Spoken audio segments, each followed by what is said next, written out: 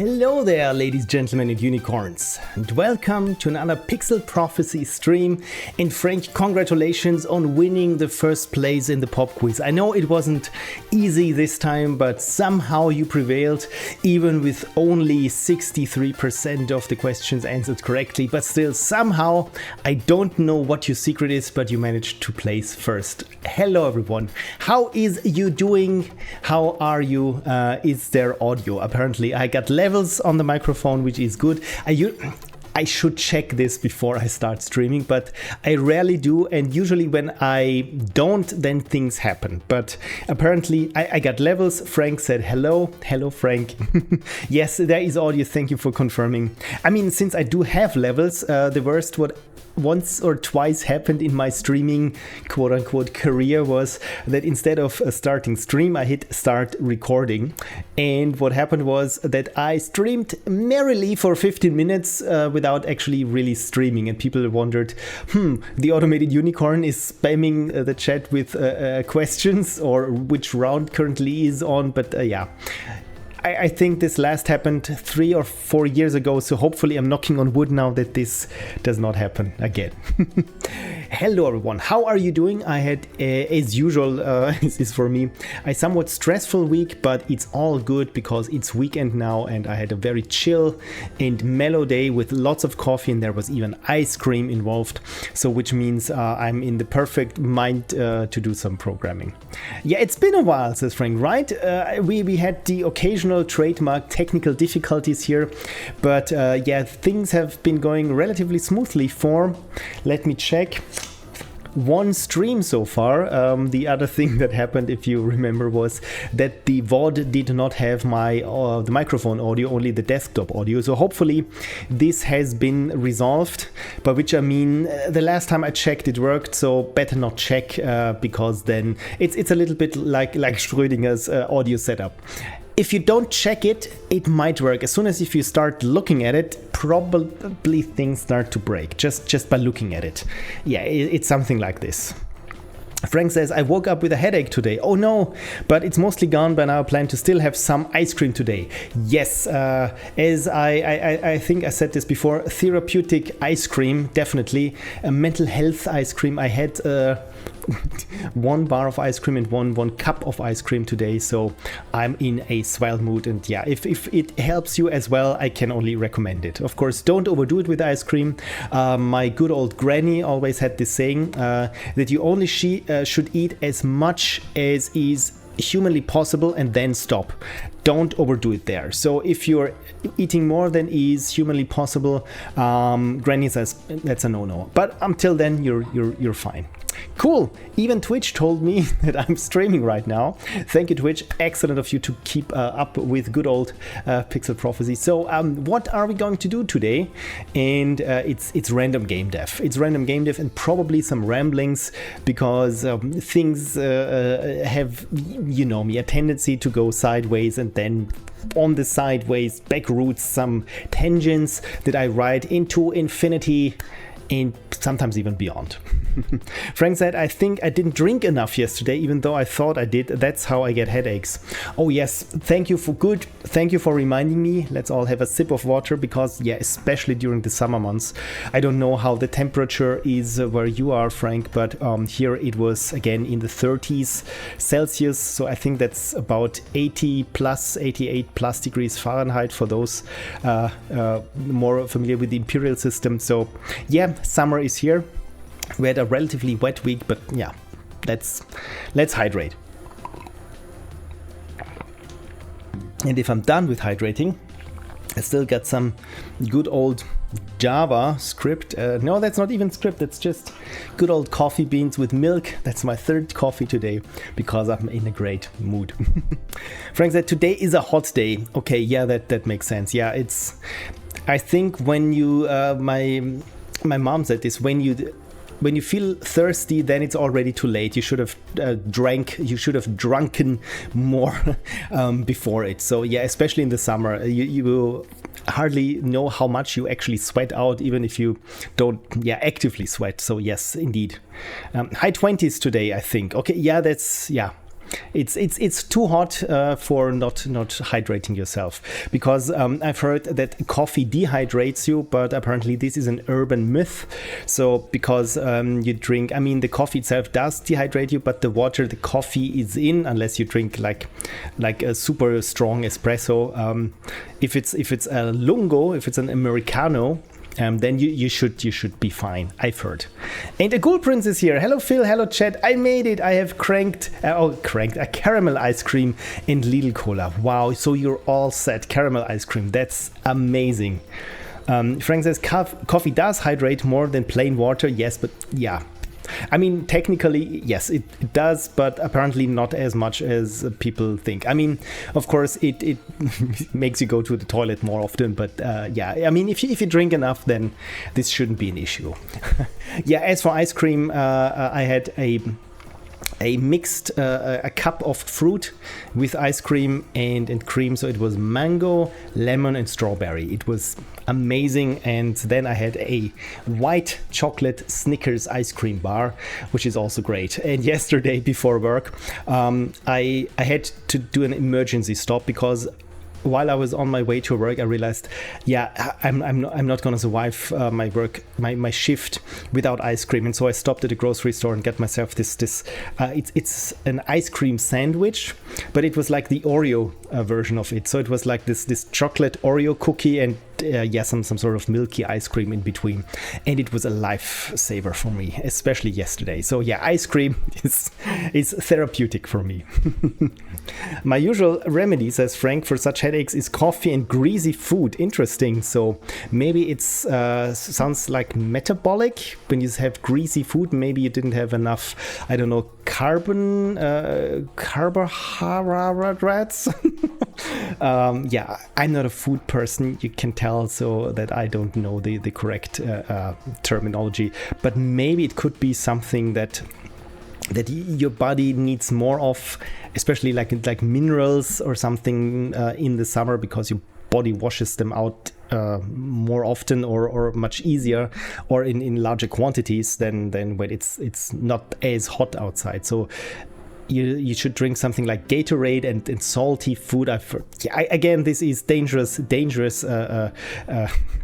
soil that I'm treading now, because I don't know what I'm talking about. I just heard this, and this is my my way, what I've retained of hearing health and food advice. So hopefully you're good.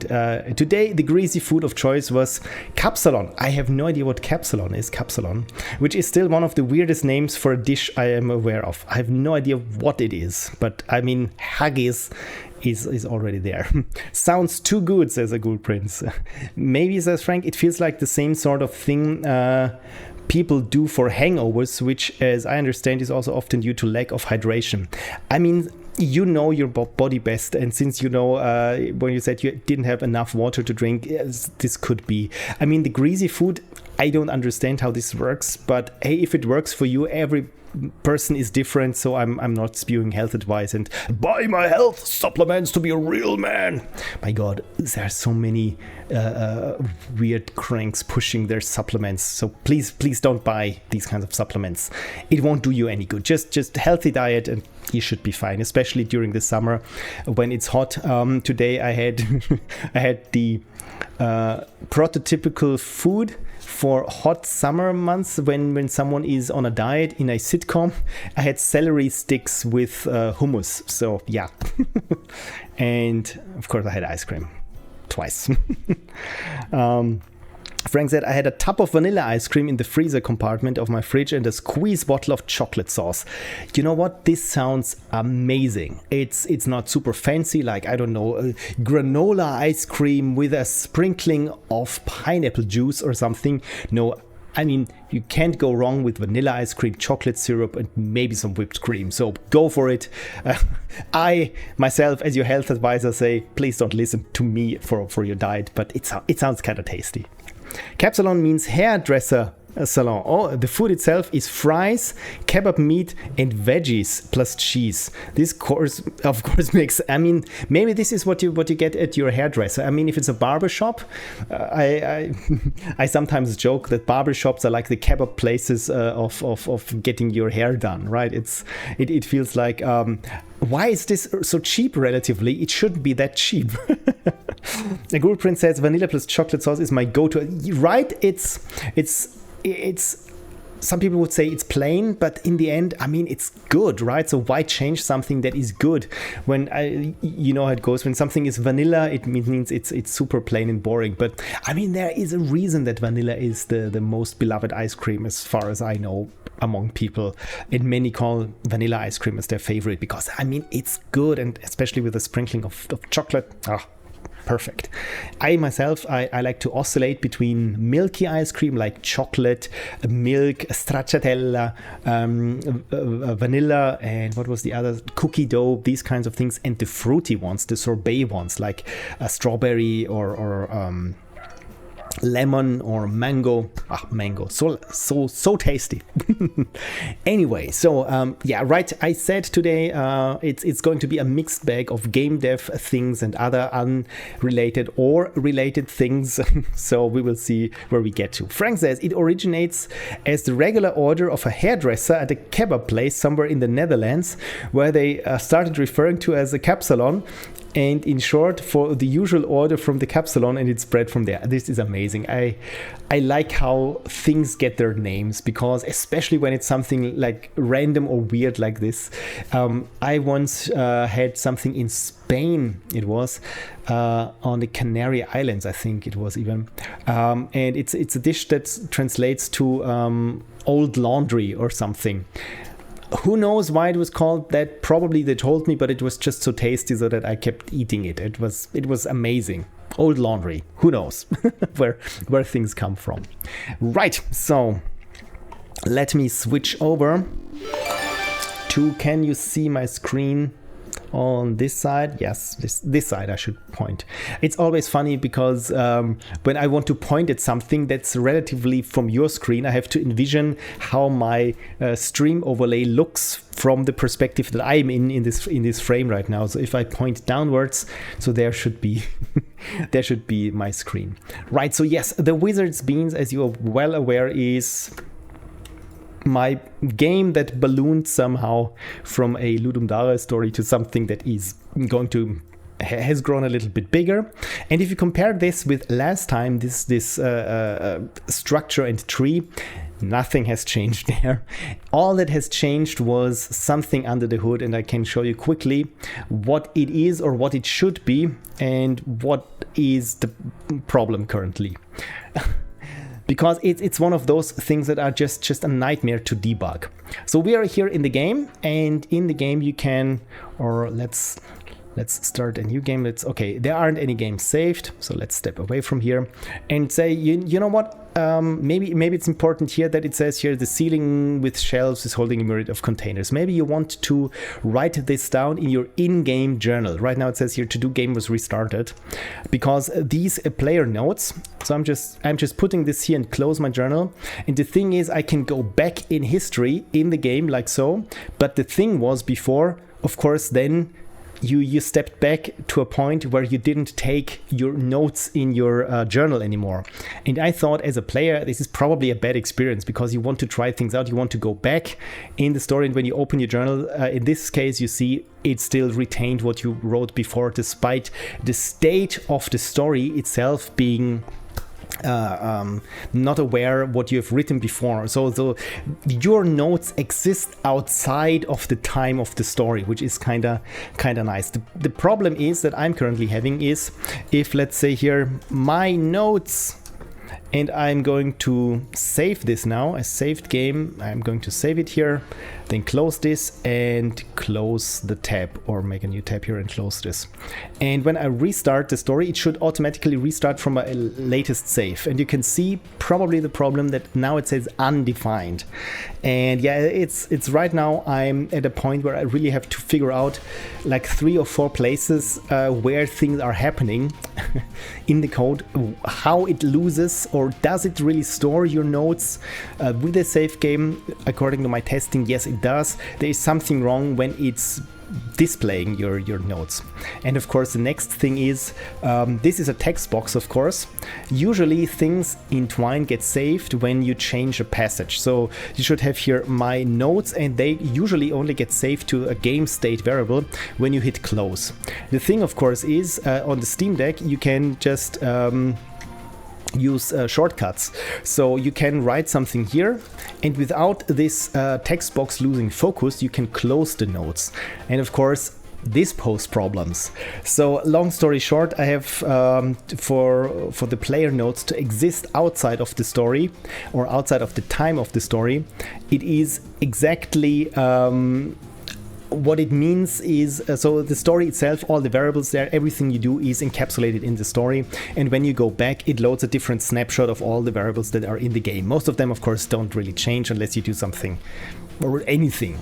So to save this outside of the story, I'm using the local storage, which again is something that a browser per website, it's a bit like a cookie, but it's even simpler than a cookie. You can think of it as a key value pair. So the key is player notes and the value is whatever is in there.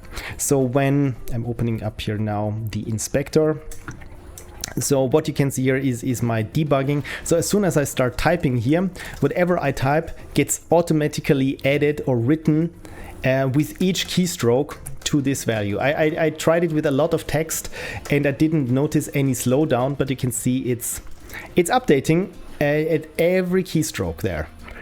And this one, like I said, exists outside of the story, and only when you hit save, then before it actually saves something, you see here it said here saved, and then it added here in the save object something that is called player notes, and it is exactly what I typed here, which is kind of the point of it.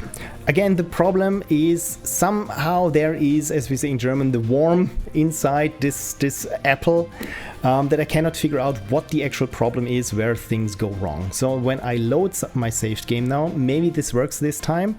I open the journal and there is the to-do and everything. So if I close it and restart the story, again, restarting the story should load a save game. And now it's undefined. So the latest save game here, when I load this, now it apparently this time it worked. So it's hard for me to reproduce what the thing is. And this week, my whole week was just working on this bug. And the thing is, I didn't have lots of time to work on it. So it was like every day, maybe an hour, maybe 3/4 of an hour. And it was in a cafe. So I was always looking at my watch. Okay, when do I need to leave for work? And of course, as soon as I'm in the cafe, my mom knows my location via GPS. And as soon as she notices that I'm in the cafe, she likes to call.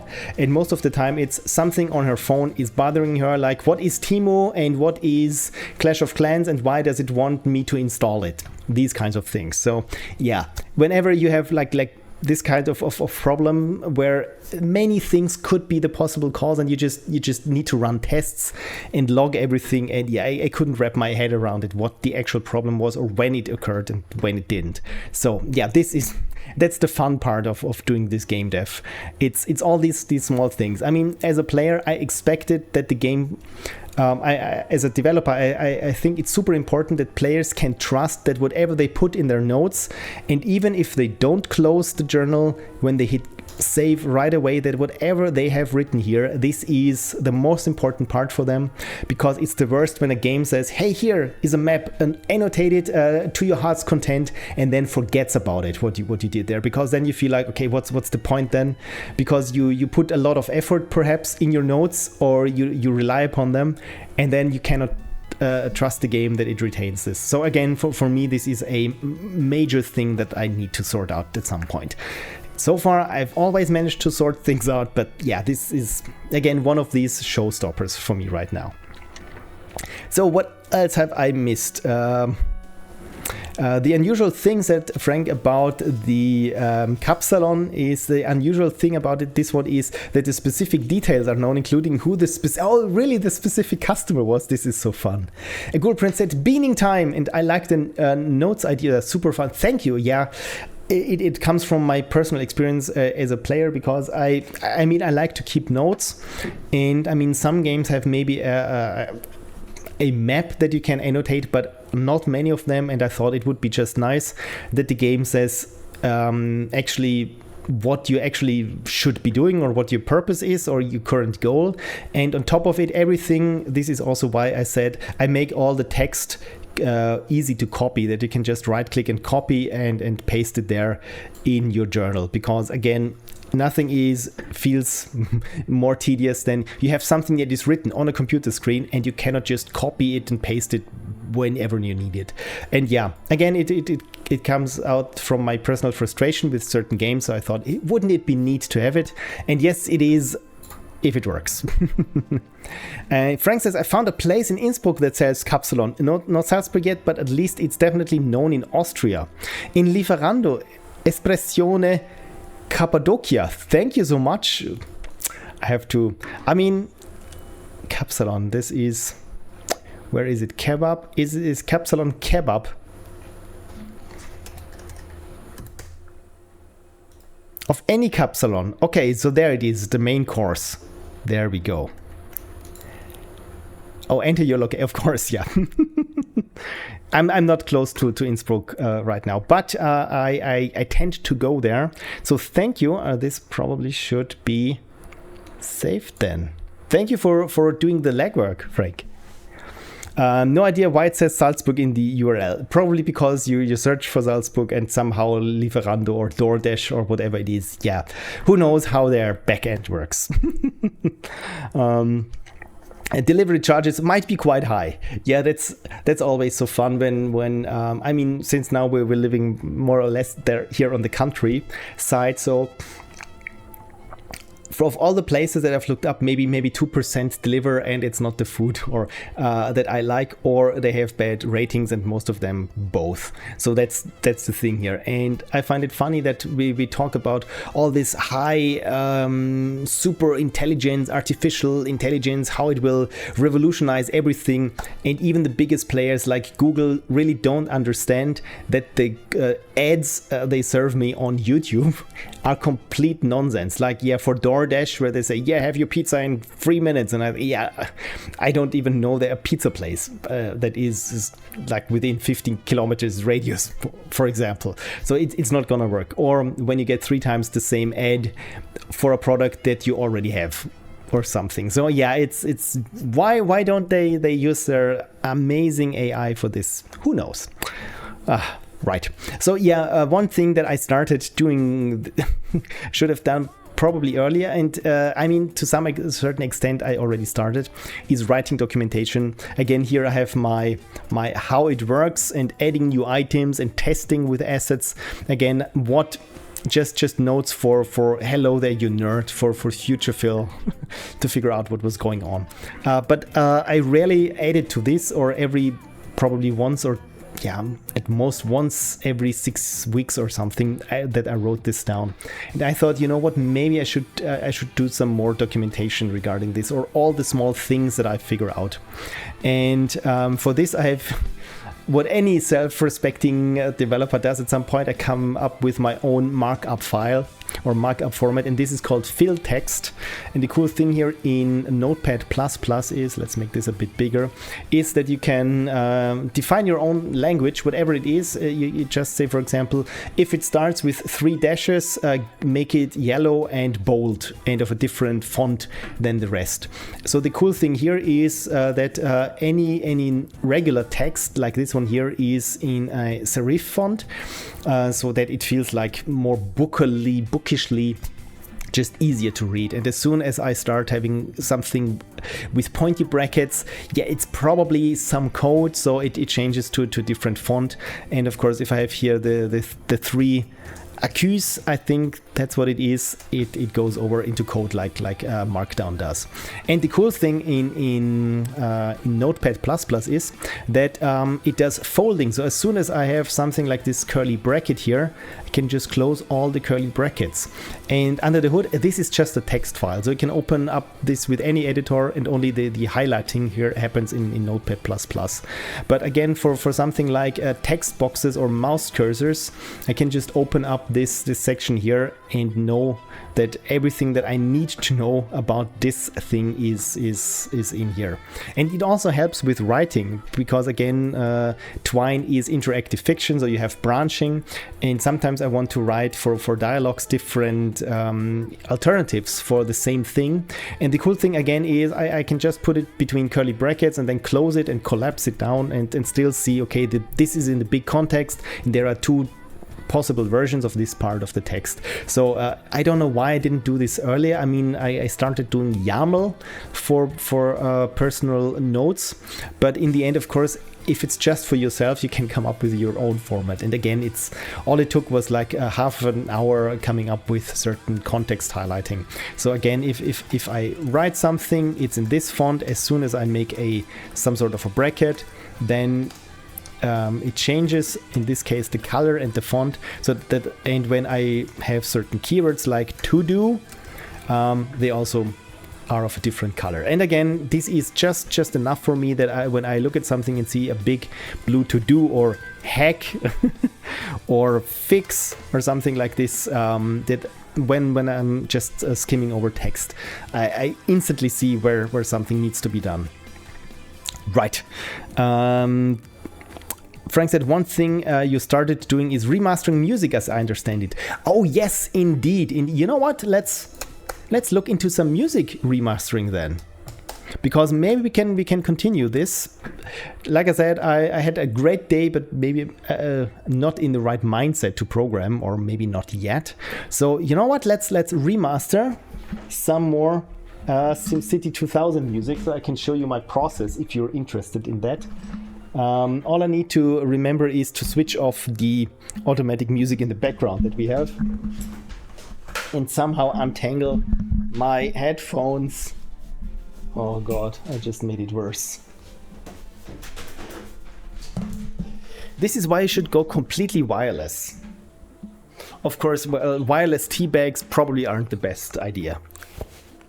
Right, so let me first stop the music in the background and then hope that I can start Reason, and that you please let me know if you can hear some music then. So yeah, last time Frank suggested to have maybe some SimCity 2000 music playing in the background music queue, and I thought this is a swell idea because the SimCity 2000 soundtrack is, let's call it, a little bit eclectic in places, and I thought it's nice, but especially when I listened to it and looked at the MIDI files, there were certain peculiarities there that sounded kind of off. For example, when you play the MIDI files with the current MIDI player, certain tracks that are actually percussion are interpreted as piano notes. So you have these weird rhythmic piano notes that are just outside of the current scale, and it sounded kind of weird and wrong. And the other thing is, well, it's MIDI, so it's not. It's better than PC speaker, which is just this one bleepy speaker. But of course, it can sound a little bit harsh, and especially the early MIDIs, they lack some sort of some sort of not experimentation, artistic expression, where some notes you hit harder and some you hit softer, and that sort of thing. So at least I didn't notice any of this kind of different velocity for notes in the MIDI files. So Frank said, is this a good or a bad ? And first let me see if we actually have audio here. Audio. Probably not if it's here in ASIO for all. Can you still hear me? That's the question. MME speakers. Primary audio driver. That sounds good. So let me close this just to be sure. So can you confirm that there is still audio?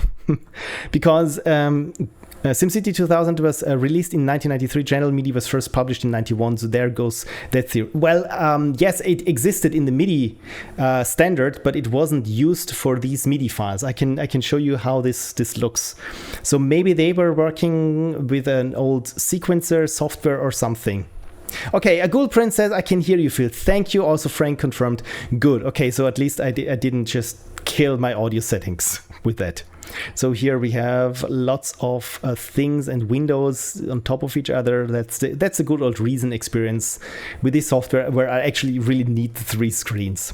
So let me open something up and it cannot find the file. Still cannot find the file. Let's open a demo song and you please tell me if you can hear it as well. Desktop audio source. Cool.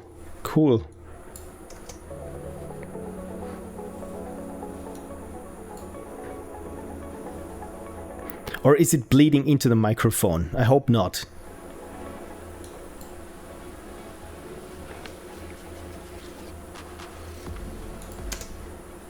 Okay, good. You can hear music. All good. So then we can continue. It's audible, but maybe a bit quiet. Good. Then in that case, I turn it up and turn it down on my headphones because it was kind of loud there.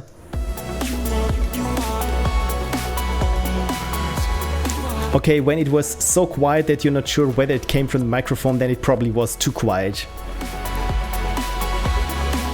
Okay, Ghoul Prince says better.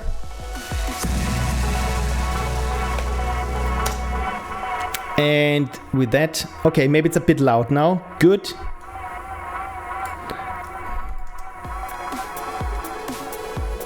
Then I'm slightly quieter. Hopefully, we're going to find a sweet spot now.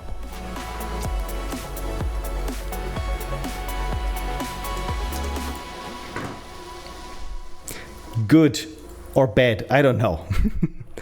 Let's say I will keep it at this volume for now. So where are my SimCity 2000 MIDIs? So that I can show you how this looks and how it sounds when you look at the actual MIDI files. Although levels will also depend on your mix, so demo tracks don't necessarily help. That is true. I mean, we can always crank it up when you say it's too quiet. That's for sure. I only have the levels, but yeah, the demo track is, I mean, it's pretty high on the loudness. That's for sure. So songs. This year Remaster SimCity 2000. There we have the original MIDI files, and to inspect MIDIs I have something that has this beautiful name of the Sekaiju 8.1, and it has a Japanese name. It's from a Japanese developer, and I'm so glad that they even have here. I mean, this software has developed over 20 years, and it's from the Open MIDI project. And I'm just so glad that they have also a English version of this. So this is the tool that I use to inspect MIDI files. And here is the SimCity 2000 title.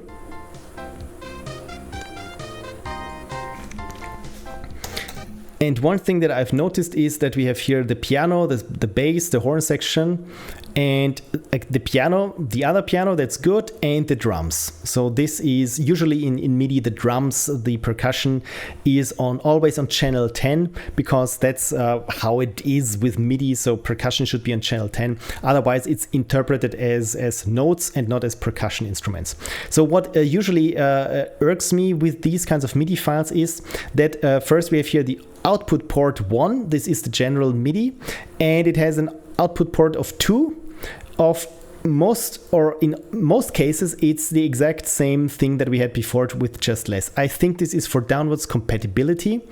The problem is that many MIDI instruments, or MIDI players actually try to map this again to an output as well. And suddenly the drums the bass drum in this case is now on track or on channel number 16, which I think is in some cases a percussion track. But for example, if I listen to this in foo bar, it looks kind of weird. So it looks with your ears. It sounds kind of weird because you have the percussion played as a piano that is just off key. And so what I did before importing this, I just deleted all from all MIDI files, these kinds of tracks that aren't used anyway or are exactly the same data essentially as we had before. So I did this for all the MIDI files. So for example, when we look at this, you can see here from the notes, so every bar is a note. So we only have 2 instruments here. And they're the same. So again, I took these out and it doesn't sound that much different. So, and the cool thing with Reason here, my tool, is that it tries to guess the instruments. So let's, you know what, the song that we just had is a cute short little one. Let's import this one.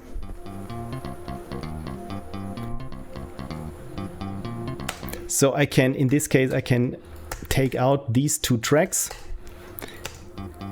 and I mean, it sounds okay-ish. I make it a bit louder now. Frank says, I have a tool on my laptop called MIDI CSV, very useful if you have my sort of mindset. Is it MIDI to comma separated values? That's nice.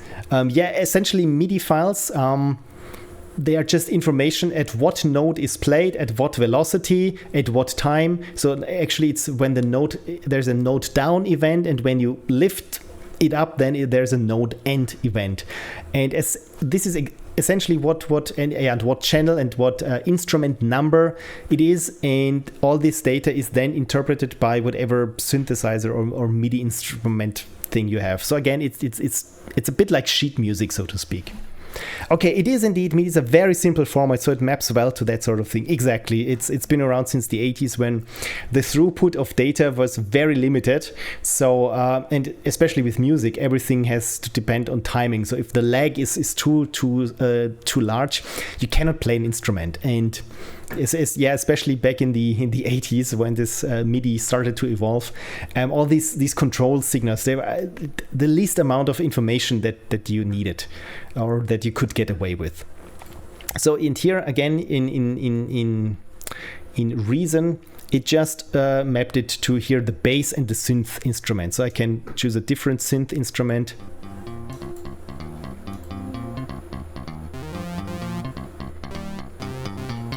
So we're somewhat, I mean, since it's such a simple melody, I would say we're halfway there already. So I will try now to have this. Since I have everything here, as you can see here, spread over multiple windows in multiple on multiple monitors, I try now to find a way that I can collapse this all down. Yeah, I think this works relatively. Yeah, it's not pretty. Can I have this flip rack? No, this is just the backside of the rack, so that you can see what I'm seeing, but it's not too cramped what we're doing. So maybe this could work. Or can I put the rack at the side? Would this work? Maybe. How can I pull it out? Track color. Find device. No, I just want to pull this part out, and it doesn't work. Yeah, it's using slightly a slight amount of screen real estate there. I mean, this would be nice if I could just have the rack next to it, but whatever Reason does by default sounds very much in tune with what I remember. Exactly, yeah, and this is with this especially, it's not that different of what's there. I mean, especially I like how the bass sounds.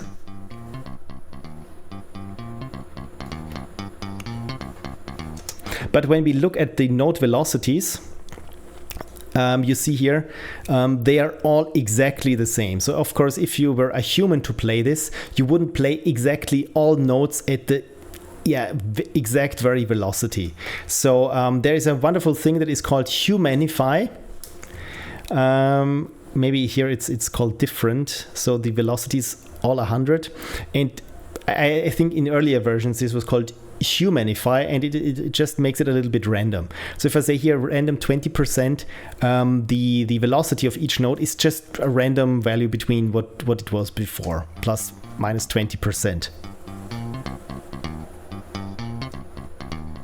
And it sounds a little bit more human, and this is with my remaster half of what I did. For example, then of course I looked over it and thought, okay, if I were playing this now at this note, I would give it an additional accent or something. So then I would crank up, for example,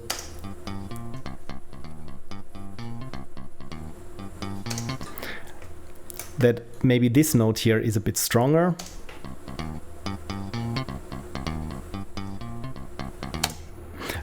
I have a slight lag here between what I'm hearing and what I'm seeing, so maybe I can turn this down a little bit. Yeah, the audio samples, I don't think that I can. ME speakers, let's try this. That I can turn down the lag slightly.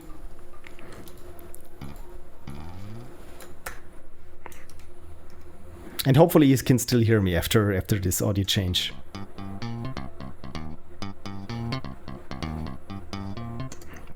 Yeah, I would make this also a bit stronger. This is too strong, and see, this is usually how I go through it. Frank says it's interesting how for programming, graphics and video editing, a second monitor helps, and when you edit music, you go, I need 3 monitors. I always like that Terry Pratchett had, I think, 6 monitors. And someone asked him, Terry, why do you have 6 monitors? And he replied, because I don't have space for 8. So you can never have enough monitors. At some point, I mean, I like it that you have dedicated monitors for certain things, especially with video editing. I know, okay, I have my main program monitor. This is where I see the entire video image head on, straight on, all the pixels at once. Then I have my editing thing where I look when I'm doing the editing, and I have one with all the scopes and the readouts on the other side where I can just glance over and see, okay, the highlights maybe are a bit clipping there, or the reds kind of shift towards blue or something. And thank you, Ghoul Prince. Always good to stay hydrated. Good call. So, like I said, I like the bass. I make it a bit louder on my end.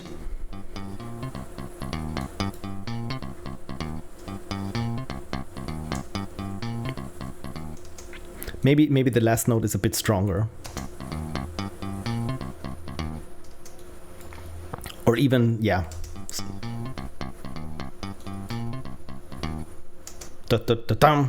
Yeah, I like this. So this would be it for the bass. So the other thing is just called here Piano Channel 3. So this is just this synthesizer.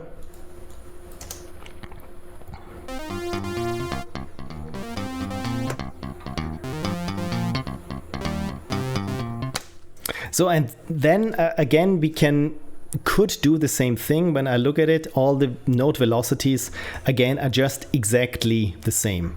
And my starting point usually is select them all, randomize them by 20%, and then see how it sounds and make changes.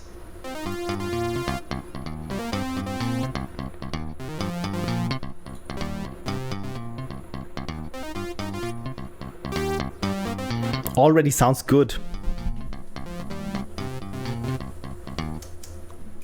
And I think this, from a expression kind of viewpoint, it kind of works. My brain is now spending time in the 1990s, says Frank. Wonderful. That's the throwback of music. So, but to make this a bit more interesting, I don't know how you listen to this right now, to this stream. I mean, of course, it would be preferred if you're wearing good headphones, so then you can talk about or listen to the changes that I make to the mix and so on. I mean, this, like I said, this is very simple. We just have 2 instruments, and for one thing is that I want to make maybe the bass feel a bit more voluminous, and then the synthesizer, I mean, this one is very basic. So maybe again here it's just the MIDI default things, the default instruments that Resolve. No, this is called Reason. My tools are called Reason, Resolve, and Reaper. So bear with me when I start to mix them up. But since I have here the full power of all these synthesizers that we have here, I mean, those are drum machines. But yeah, we can go crazy and craft a very own synth sound that sounds even better or a little bit more expressive. So let's, for example, I have here this one I like. It's called the Mimic Creative Synthesizer.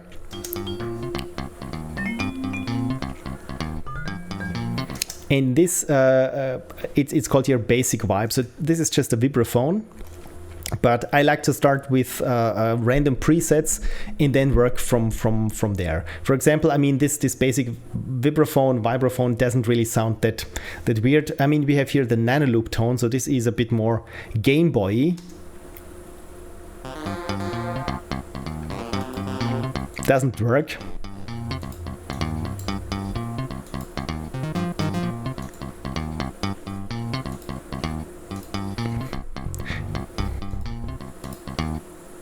Yeah, some you can't even hear because they have such a long attack and the notes are much shorter, so that the sound doesn't actually start. So maybe it's probably not the best to use this kind of synthesizer, because this is more for very airy and atmospheric backgrounds. Frank says, oh, team headphones 24/7. Good, a good Prince. Yeah, I also like headphones. It's a bit hard when it's hot outside, but before I had headphones, I had my 5.1 audio setup, and then I dropped some of the speakers and they were broken and it was too expensive to replace them, and then I started just going headphones, and for I think 5 or 6 years or even longer, all I have on my PC are headphones. And of course it's hard when you want to show someone, for example Connie, a piece that I edited, and we watch it together and evaluate the audio together, so we can do this. But of course it's my mix and music making and so on has grown much better, because I know how the headphones sound and what their characteristics are, and can compare it with everything, and it's not so dependent on room tone. And Frank said, my brain is now spending time in the 90s, and maybe I should switch to my tablet for watching, so I can use my fancy new Bluetooth earbuds, which probably have the best sound of any device I've ever had. I'm also thinking about getting earbuds, but they're so expensive. I mean, the good ones, right? And so yeah, I'm still holding off a little, because I don't listen that much to music on the go. I'm one of the boomers who always feel like I don't hear traffic when I'm all plugged in. So but at some point, I mean, it would be nice, especially when you're doing the laundry and folding things, and it's would be better than to have just some squawky audio speaker from the phone that is discarded in some corner of the room. Venereal Disease is here. Hello. Nice of you to be here. Thank you for dropping by. The Automated Unicorn even said sparkle high. Frank said, they at least sound a lot better than my laptop speakers, which are, my usual stream equipment. Okay, thank you for considering, and I'm sorry for putting such a burden upon my poor audience, who I'm just so grateful they are here. And Frank said, I got them for audiobooks and podcasts, and the cheap ones didn't fit well. Yeah, that's the next thing. With earbuds and in-ear things, the fit is so important, because even if you have the best sounding, speakers or little, drivers, I think they're called, if they don't fit you, it's like a suit that was super expensive, but if it doesn't fit you, you don't get much out of it. So we're doing Venereal Disease. Hello, we're doing a remastering of some old MIDI files from SimCity 2000, and right now I kind of like how the bass sounds for now. Spoiler alert, we probably want to change it. And this is only 2 instruments, so I'm trying out synths for the other instrument. And I like to start, usually I start out with some presets. When I feel like, okay, we're halfway there, then I just tweak the preset. So this one is called Daft Phase. So let's see how's up Daft Punk. Okay, so we don't even hear it.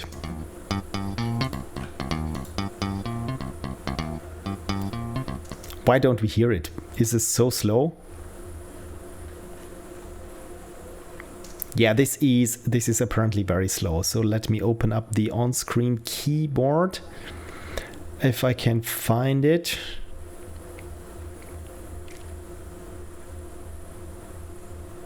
Window, view, detach extensions. On-screen piano keys. There we go. Yeah, this not what I intended. So if I hold this, and I hardly hear anything. Why? Why don't I hear anything now? I mean, I should hear something. Oh, I think maybe I dropped it on the wrong instrument track. No, this was not it. I don't know what happened. Do we still have... Yeah, we still have the bass. Okay, this is good. If I drop it here. Or perhaps what also could be with these MIDI instruments, sometimes it's just a kind of magnitude of octaves off. So yeah, we will figure this out. Frank said also bad fit means noise suppression basically doesn't work. Exactly, yeah. Then the noise cancelling ones, super nice if they fit, but it's apparently I've heard that it's like you hear that you don't hear anything all of a sudden. My favorite thing about buds is that I can be sure no one can hear what music I'm listening to, even if at the degenerate volume I use. Yeah, that's the other thing. This is super nice, especially when, for example, you're lying in bed next to your partner who's probably asleep and you want to watch something. And as I did it, either I don't do it or just listen with a closed captioning on, and also turn down the audio brightness, especially if you watch something with lots of action and bright flashes and so on. Yeah, it's really something. But yeah, this is what the best thing I liked about when I first had a car was that I could listen to my own music at my own volume. This was a big deal back then. Talking about big deals, why don't I hear anything that is in this track? Is it muted? No. When I solo it, I don't hear it. Oh, you see this? That's the master volume, and the green thing means there is a track automation on it. Yeah, that's the other thing with MIDI. You have notes, note events, note on and note off, and you also have additional tracks that say, for example, track automation, like the panning from left to right, or if there's an echo, if there's a sustain pedal used. And in this case, these two tracks do come with the master volume and the controller 10, whatever controller 10 is. So if I take this automation out and crank up here the volume, we should hear something. Yeah.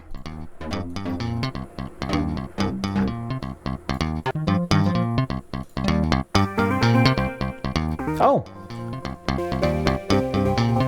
I kind of like this one. So this is called the Big Cat ARP. Maybe we can find something. Bottle plug.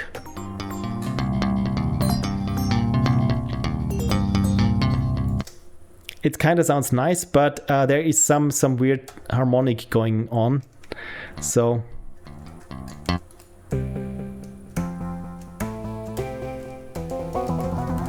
yeah, it's this delay that's going a little bit too much there, I feel, and maybe we can get this out. I'm just not so familiar with this Europa synthesizer, so maybe I just have to play around with it. But I think here this delay and this reverb might be the root cause for this.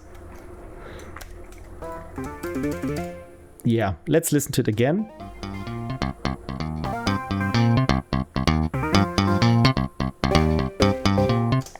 Sounds kind of nice.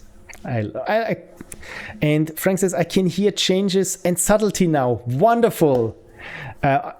And Frank also said, also, I don't understand how the microphone works on those things. Yesterday I was walking to the supermarket when my audiobook got interrupted by my mother calling, and she seemed to understand everything I said, even when a car was driving past. Yeah, that's just, to me, that's just sorcery. How these in-ear things can act as a decent microphone. I mean, you wouldn't record your own podcasts with that kind of microphone, but still, as you said, for talking on the phone, it's amazing, actually, kinda. So lots of technology just going there with phasing and whatever other audio terms, I don't know. DC said, yeah, think about that too. The mic isn't even that bad considering it's positioned right? The only thing, says Frank, is that I feel self-conscious about just talking to nobody. If you're holding a phone, that's much more obvious. Yeah, I think maybe I know what you mean, but probably this is just our age cohort, I feel. Because again, I feel so weird still to this day when I'm just recording myself with a phone in public. I always feel like people think I'm crazy when I'm just suddenly to talk English very animated into a phone. And then I don't use anything of or not much of this. But I mean, everyone is doing this below a certain age group, right? And the same thing is with in-ear buds. I mean, maybe some old people think you're crazy, but then for them, like 50% of the populace is crazy. So I know what you mean, and I'm probably just as self-conscious as you, but trust me, no one's gonna care. So all good. Oh, another vlogger, yawn, exactly, right? So people are much less likely to show up and in your videos, because when you approach them like this, they just turn the other way. And actually, that's kind of good, especially when you're a little bit of an introvert like myself. So how do we tweak this synthesizer then? The good old technique that I use is I listen to a certain segment, or in this case, the entire song, just on loop. And while I'm tweaking here random parameters, and it's a little bit like color grading, and I'm just turning on a knob and think, okay, does this sound more like do I like it more or like it less? And of course, if I like it more, I keep turning the knob until I don't like it anymore, and then I dial it back. That's how I do it with synthesizers. It's just a matter of taste. Is the music for the game? Good question. No, in this case, I'm just having fun with MIDI files from the 90s from SimCity 2000, and thought I'd do a remaster of the entire soundtrack, because it's not that many. And last week when Frank said it would be nice to have the SimCity music there, and I thought, you know what, I can just give it a try. And then I spent the entire day just remastering certain MIDI files from that game, and it was so much fun, like I said. And yeah, I just want to keep going. Exactly, Frank. It's a feel thing. So what can we do here? We can change the wave.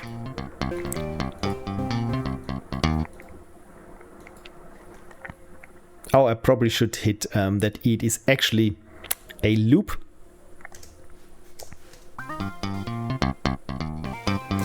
And so we have here two different wave engines, and we can mix them or give them certain shapes.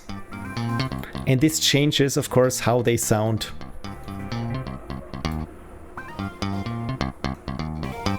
Now there is, for example, some noise on it.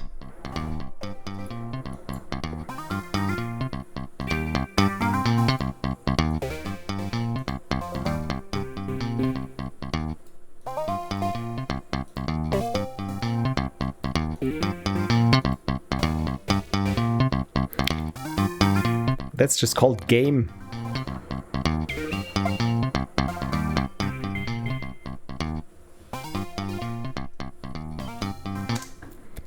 You know what? I think I'm losing it where I wanted to go with this. So you know what? I will start with a different synthesizer, because I think that's sometimes it happens where I feel like I'm not really getting closer and I don't even know what I like anymore. So let's start with Artificial Angels, Astral Conflict. That's nice. Boiler Room, Blower Bass, Bright. You know what? Something bright. Sounds nice. Bright colors. That's a little bit too, I don't know, to club. when we play this. Let's try something different. C3PO keys. And the octave is so low that I don't know why these things are called what they're called. But pluck train sequence. Well, I don't need a sequence, but pluck above. Power lead. Yeah, I don't like it. Pulse rate.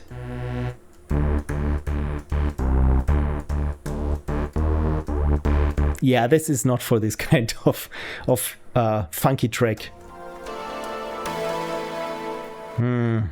But something plucky.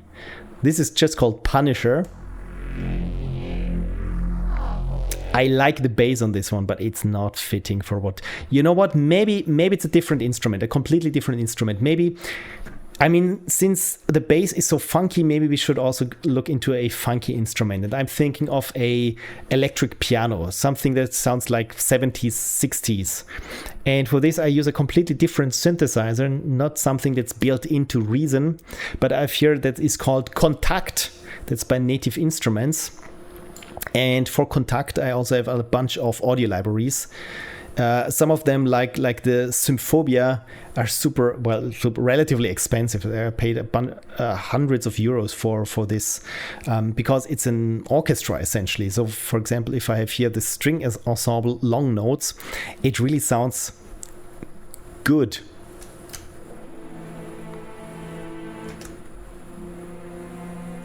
Or the short notes. Let's go. For example, but of course this is not what I'm going to use for this one.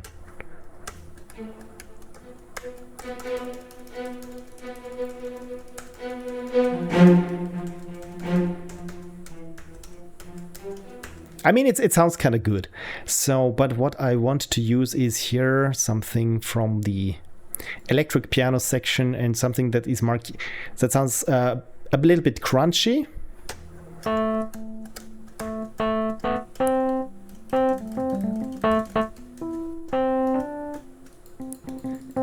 The problem here is because I'm using here the on-screen piano keys and my computer keys, I cannot really set here the velocity that I'm playing. So it feels like there is a random velocity. So this is, you know what, I will just put the variation to light and have here the velocity at 100. Typing in the wrong thing.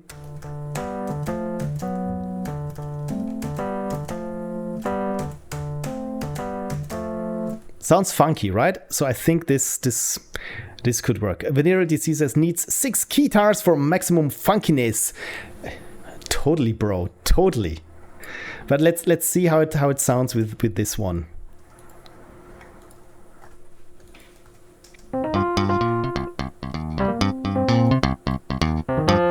Kind of funky, right?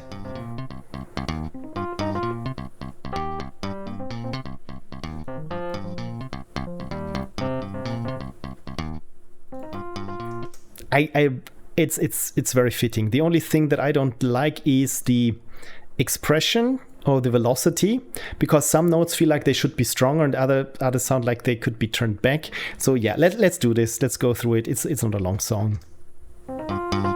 That's good. So the first one is a bit too quiet. It's too loud. The second should be a bit louder. I don't hear this one.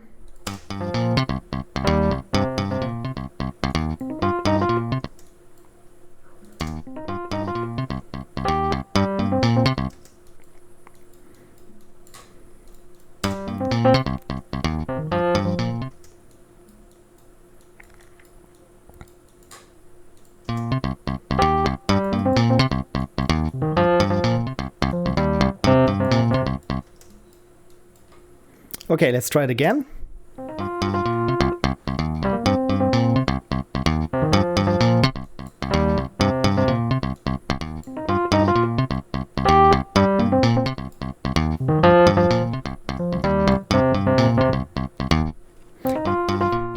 Kind of nice, right? So I close now the piano keys. So the bass. I said the bass sounds a little bit basic. Oh god, that was so bad. So I want to fatten up the bass. And since we are here using Kontakt anyway, you know what? Maybe let me double the bass track and just keep this in case in bass that I need it again. Oh, I'm so sorry. And try to use one of the Kontakt factory library basses. They aren't as, I don't know, punchy as the default one. But I think let's just try and see if we can find some bass that looks nice, like the funk bass. I mean, this one is literally called funk bass, so let's see how this sounds.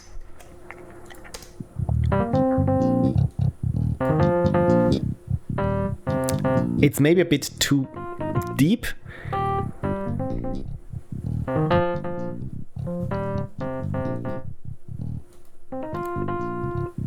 So I'm going to transpose it by 1 octave. Closer, right?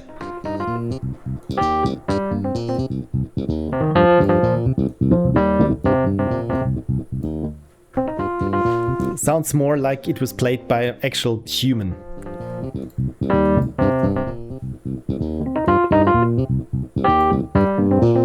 We can give it a bit of distortion.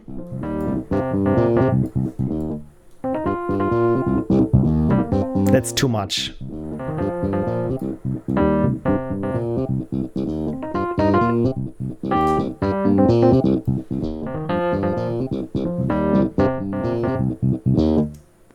I think I kind of like it, actually. So what the next thing is that I consider room. So I feel like this sounds a little bit like an impromptu jam session. So probably they're all in a small practicing room, right? So here in this bass masters effects, I can even say, okay, what kind of reverb is on there? And usually I go for room, and there are different chambers or rehearsal. And if I go here, let's go with chamber A, and it's probably going to be very subtle, but it feels a bit more airy, that it's not like you're having your ear pressed against the amplifier, but there's some room between you and the amplifier. If I turn it up, you can hear it, that the entire room. And I turn it just a little bit down so that again, it's not like that, okay, there's a reverb on it. It feels like, yeah, it has a little bit of air.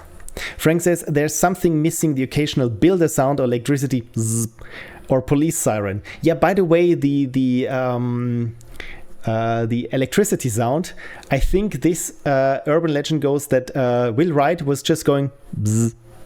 And this is what everyone kept in there, because it was like a programmer sound, as in programmer art. And of course it works. You plop this bzz, and and the bulldozer, yeah, the what's it called, the pneumatic hammer.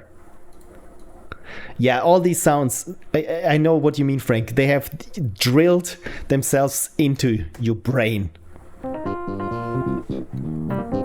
So let's try the same thing there for the electric piano to give it a bit of a room tone.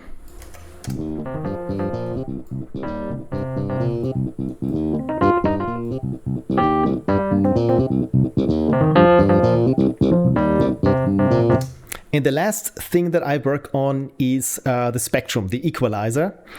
So essentially, it's, with audio, it feels, if you want to make, when you have multiple instruments on top of each other, especially if they are very close in their sound. For example, we have here the bass that is played relatively high, and the piano, which is played relatively low. They have a tendency of treading on each other's frequencies, so to speak.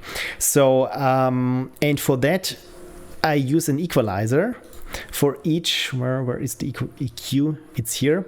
So again, this, for those who aren't familiar with an equalizer, what it does is it plots here the frequency from 20 hertz. That's the lowest that I think the lowest that humans can hear is about 30 to 40 hertz.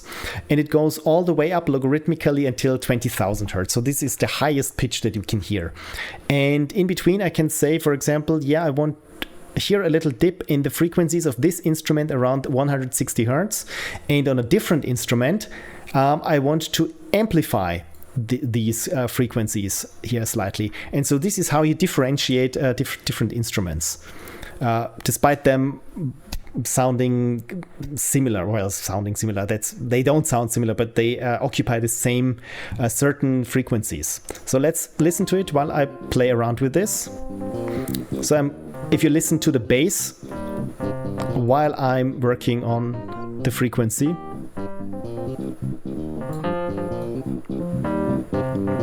and I don't notice anything. Oh yeah, I'm here in the bass that I deactivated, so this is why I don't hear anything. Okay, I will try this again now. Yeah, here you see the frequency spectrum.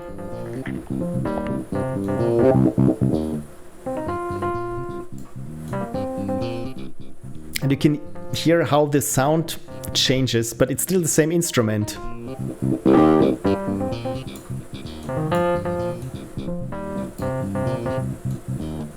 So if I want the bass more plucky, I bring up its high frequencies or subdue them slightly.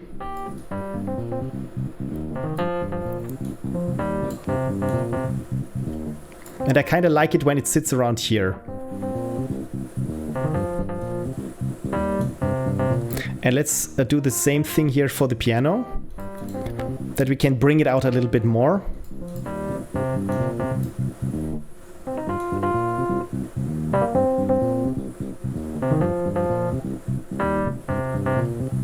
And I can even say I want a high-pass filter which cuts off low frequencies at some point, and this gives it this like telephone sound.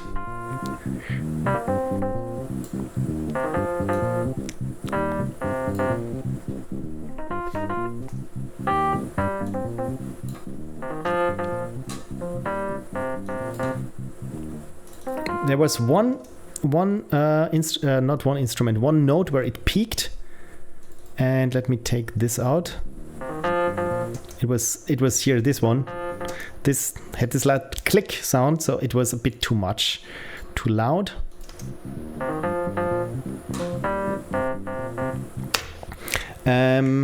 So what have I missed? I believe you sounds like just like it. Zzz. Yeah.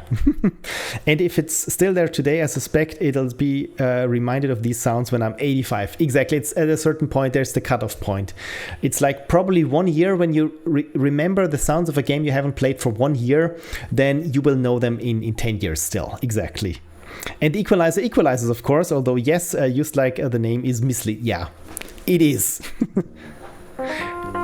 So we have two instruments, and I feel like they are very clear to differentiate from each other. And with that, I think I can even call it a song. What was it? 116, I think, was the original MIDI file. Let's have a listen to see if this was correct. Please, hello busy cursor. Please tell me which app is opening up. Oh, there we go. Yeah, that's the song. So I'm going to save it to the others, or with the others, version 01. So, and I think, I mean, again, this was just two instruments, so this was not really hard. So I can open up an existing song that I already did. For example, the title theme. If it opens up, yeah, it takes a while. And you see there are a bit more instruments. And essentially I did the same thing, it's just multiple times over.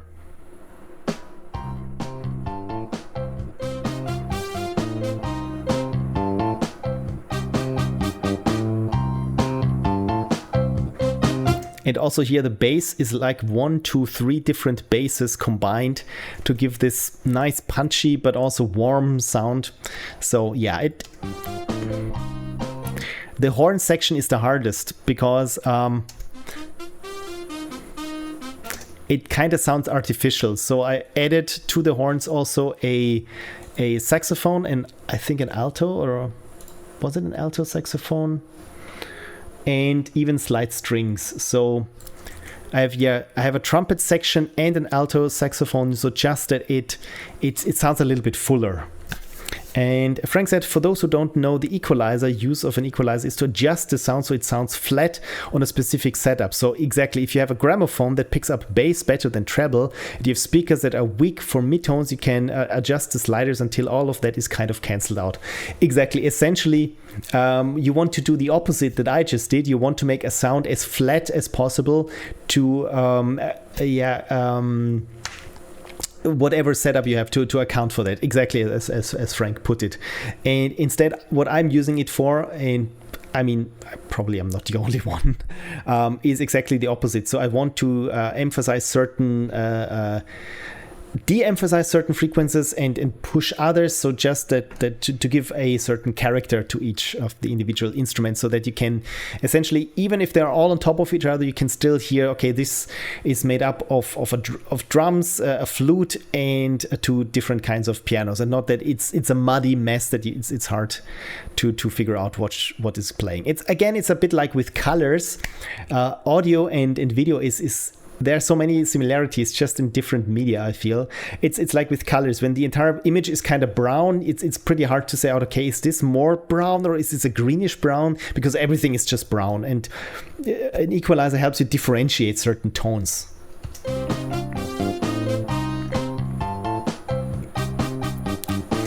And Frank says, of course, you can use the exact same device to tweak the sound to your liking, which is what we're doing. So 104, this was also kind of nice, because this one is one of the weird songs. I feel, because it starts out with weird strings and then goes into some wacky, I would say, tropical beat.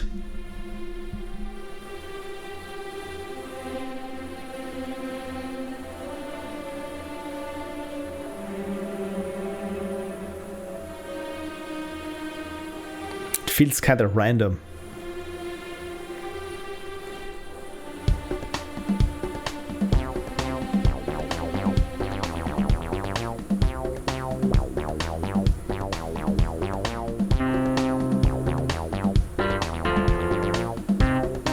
And there's the funky piano again.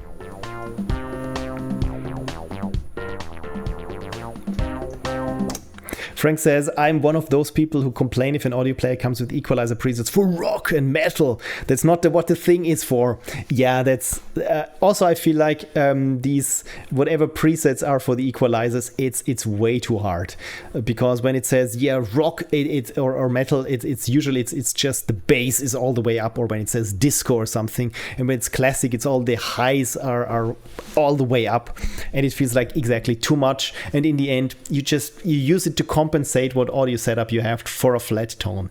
But of course, in the end, it sounds right when you like it. It's in the same way, it's a little bit like color grading. If it looks right, it is right. And there's so much taste involved in personal preference. So yeah, I mean, of course, you can always go with a spectrograph and measure the audio output.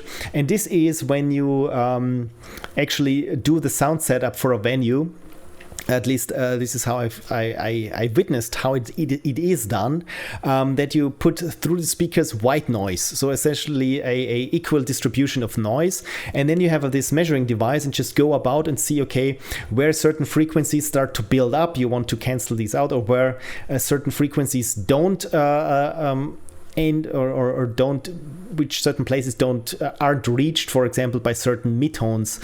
And again, you wanted the distribution to be as flat and as even as possible, and then you can start to go for personal preference. But yeah, that's what an equalizer is. A rock preset for an equalizer basically is the equalizer vendor saying they're better at audio mixing than the average rock producer. Yeah, kind of is it. So I also don't like it when my presets on my audio player are just flat, because that's the thing. It's to compensate for when you listen to something on your new earbuds and they're kind of on the cheaper side, so you want to turn down the highlights, maybe the high tones, so that it's not as tinny sounding, and maybe see how much you can get up the bass before it starts to distort, and yet just to have because you notice it across different genres, and it's not when you play metal music, you adjust to the metal setting. Yeah, I'm totally on the same page, Frank. So let's do this again, maybe with something a bit more interesting. So let's close this one and close that one and open everything up here. So what have I not done yet? So I have here the recent files. So I have 1, 4, 7, 8, 11, 12, 16. Is there any favorite music song? Any favorite song or MIDI file that you would like remastered right here, right now on stream by your favorite music MIDI remaster guy? Cheers. By the way, I also did some remasters of the original Doom soundtrack a couple of years back. Yes, that's how you do it for an audio system, says Frank. As flat as you can get it, or as you care. Yeah, that's always the last 10%, right? The non-flat settings are for using your music editing software or hardware. I don't discriminate against old-fashioned work styles. Thank you, Frank, for not discriminating against people who still need their tube compressors to heat up before they can start working. A night train calls me, so gotta go. Have a nice end of the stream and have a wonderful hunting season in Night Train. I hope you make it all the way past day 2. I think it goes over 3 days, right? I don't follow Night Train, but I've noticed that you're having lots of fun with it. So yeah, all the best. I'm squeezing my thumbs, crossing my fingers that you make it past and even finish the final boss. And I hope you have a good party. Right, so let me see. Usually I went by what sounds are the longest, because those I wanted to remaster first. I need to zoom out first, otherwise I have no idea what I'm doing. So that I only have the short ones for later, because usually they aren't that much of. They don't take long and don't take much effort, and I wanted to have the difficult ones out of the way first. So let's see. I have here the size of the MIDI files, by the way. I mean, here we have 18, and this is 10 kilobytes. Frank says, I don't know, especially for the actual titles. I have no clue which is which. And even then, it's long enough ago that I don't necessarily remember them as distinct. All fair enough. I just thought maybe you have one or two that you instantly recognize or something. So, I mean, this 118 one is 10 kilobytes. So it's by far the biggest song. And I'm a little bit curious about what this one is.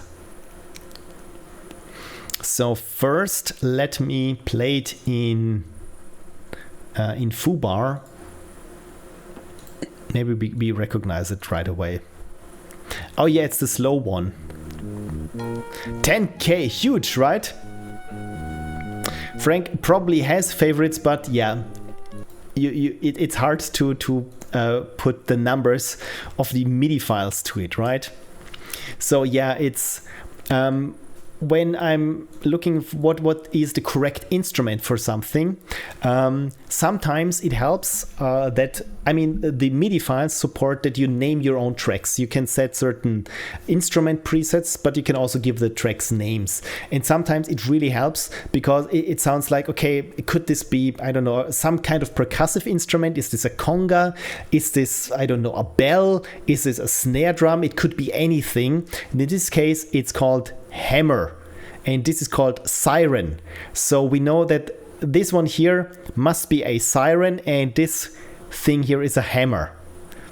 And there we have strings, piano, bass, kick and snare, congas, and another kick drum. So essentially we need to find creative songs for whatever hammer is in siren. Probably siren is a police siren or something. And for that, I already downloaded some sirens from freesound.org. So let's have a listen first. So this is hammer, and it gets here.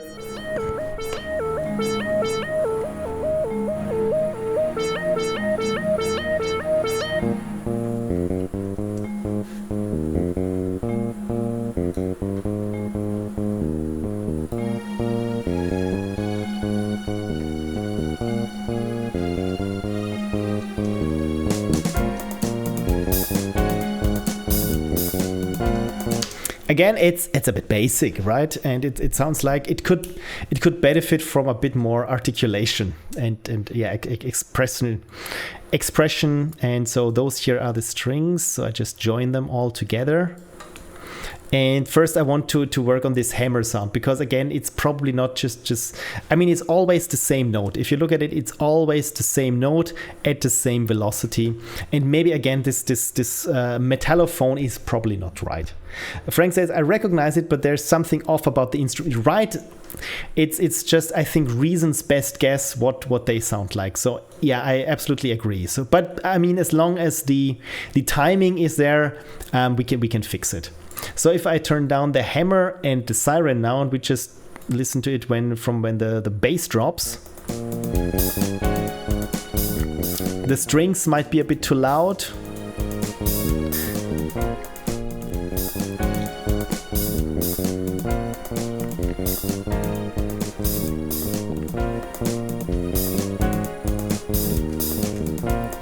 And again, the velocity here is almost always the same on the bass, but this one has some slight differences.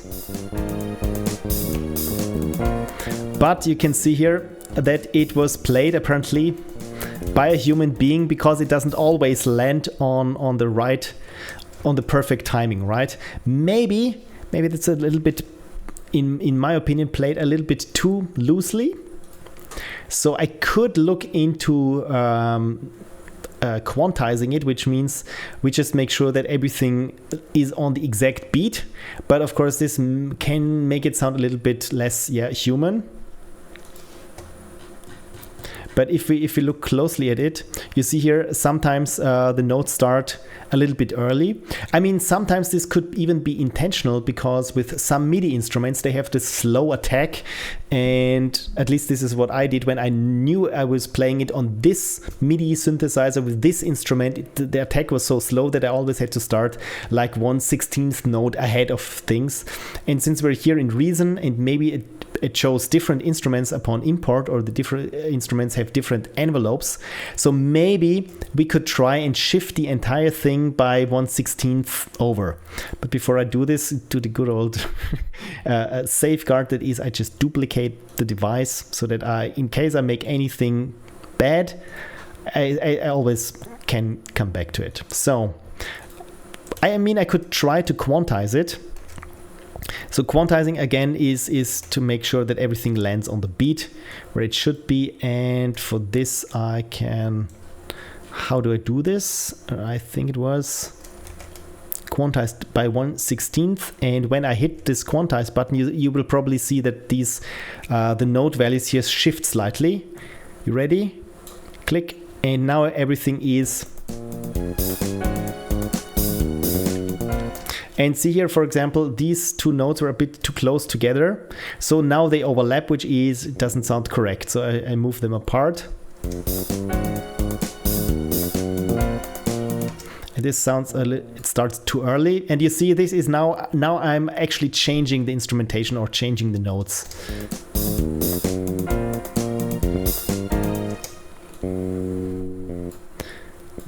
Now I need to go by 1/16th and not 1/4. So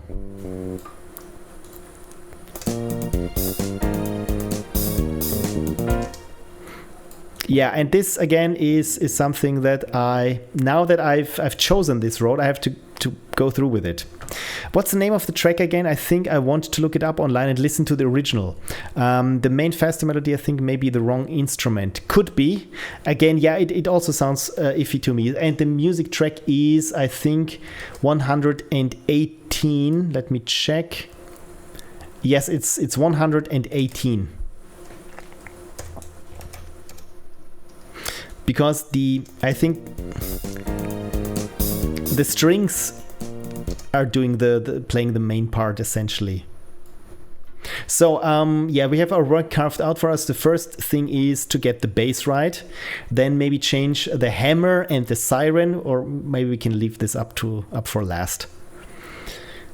And you know what, I will even mute now the strings so that I can just work here on the bass and make sure that the bass is on beat and doesn't feel that it's slightly I don't know, slightly off.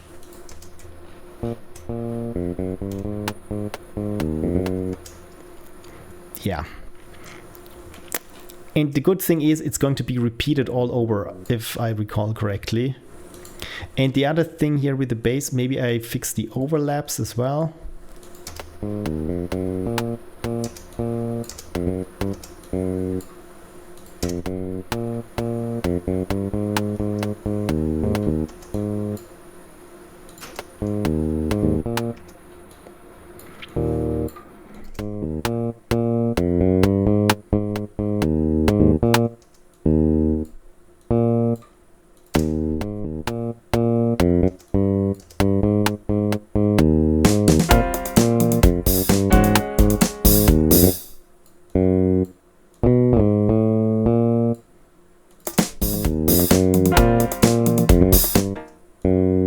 Yeah, it's that kind of work.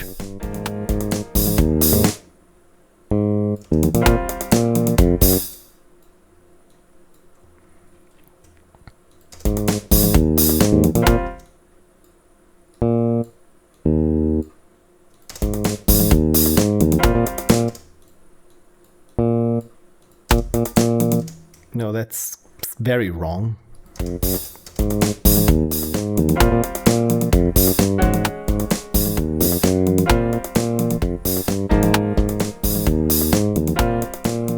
Yeah, I have to see what here is with measure 19.1, what's going on there, how this originally sounded like. That's why we still have the original.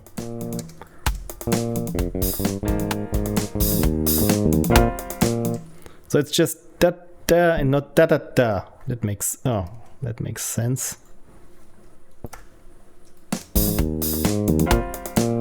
Yeah.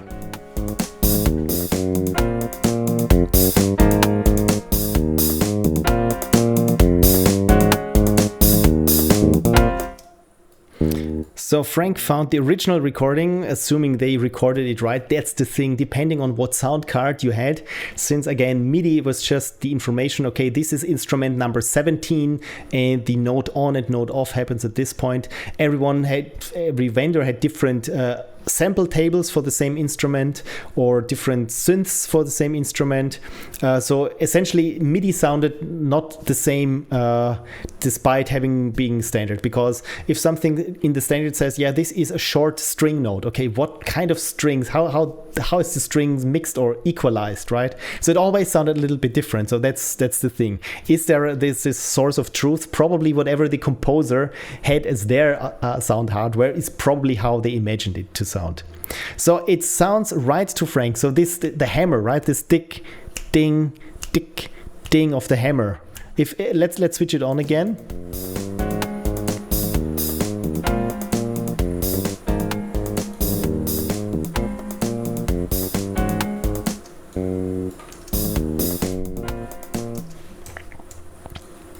So I will just finish now here with the bass, with the retiming of the bass.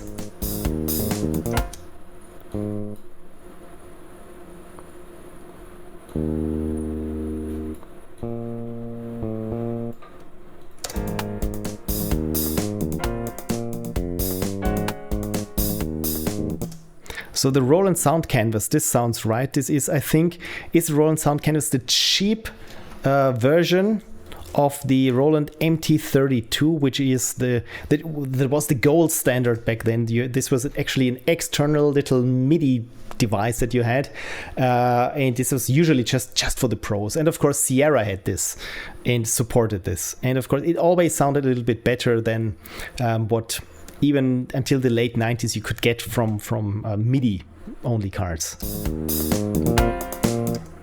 And also that one has a siren early on. Yeah, I mean, we do also have here the siren at the beginning. I might be wrong, but I think the Sound Canvas was the successor. Okay, this could be with general MIDI support, right? The MT32 did not have general MIDI support yet. That is true.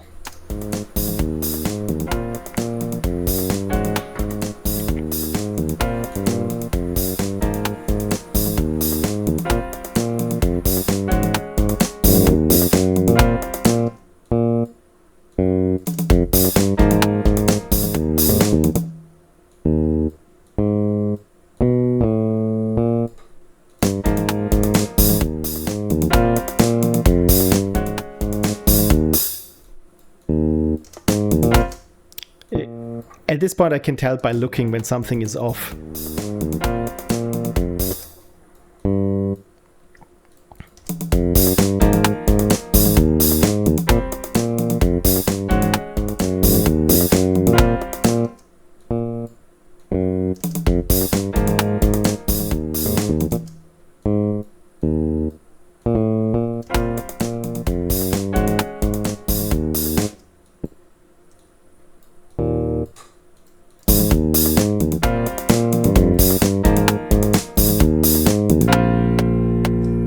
Yeah, the ending is not the best, I feel. Yeah, some of the tracks I feel like are a little, let's say, less professional than others.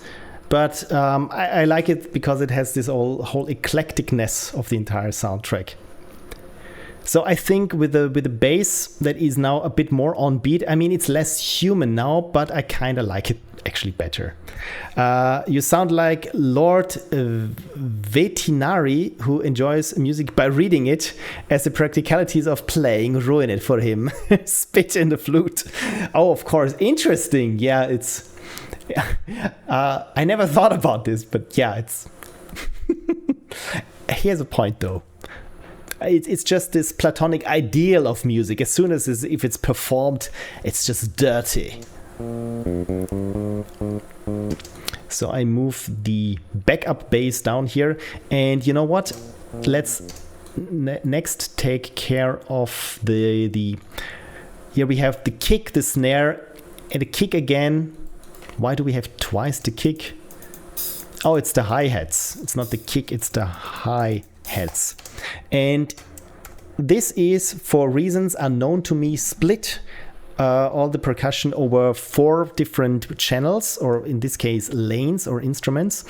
Actually, it's not that bad, because this makes it easier to adjust each instrument then, or yeah, each drum. So I add here a new session or A-list classic drummer, as it's called, or I even have a studio drummer. So essentially it's just a drum kit that already comes with certain drum beats that you can use, but I'm just going to use the sound of the individual drums. So here, this is why it's called Detroit Wonder, is the default preset. So let's make here some lanes in the Detroit Wonder, 1, 2, 3, 4 lanes. And let's go here, the hi-hats.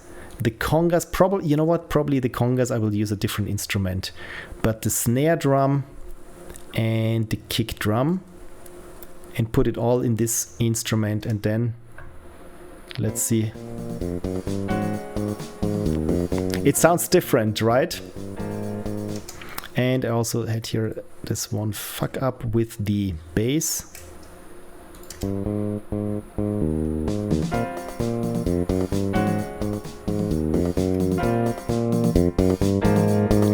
Or did I? Was it this one?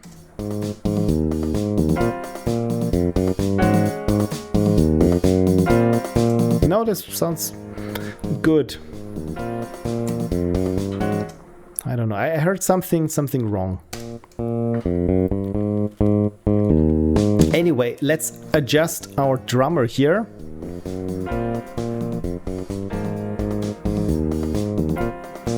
And I have here different kinds of how I want it to sound. Do I want to have it a hip sound, or a dry sound, or a fresh sound?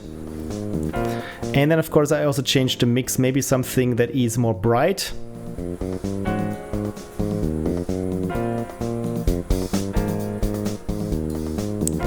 And maybe I think I need a different drum set, because I'll have here a classic drum, a power drummer, which is best for metal, and the studio drummer I feel like has a more well-rounded sound for, yeah, it's hard to explain.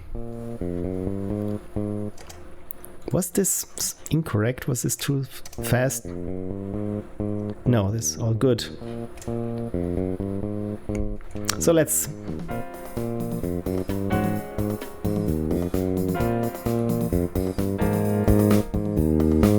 I like here a more soft sound, I would say.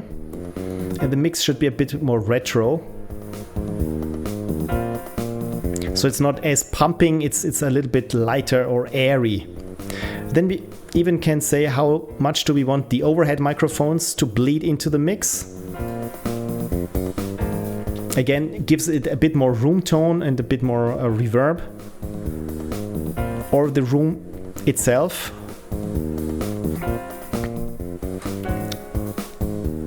I can make the hi-hats a bit louder or less prone to clipping.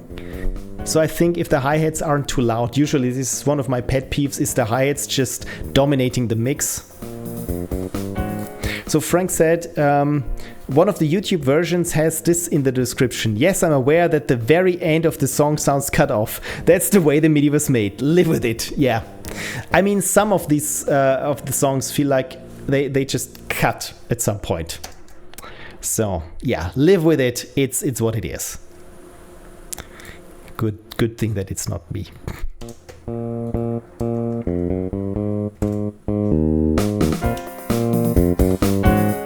So as for the congas, I think again we can make them sound a little bit less computery, and usually this is done by just having a more expensive library to play it. And I think this is what I'm going for. So we have here the congas, which apparently don't do that much. Let's listen to just the congas.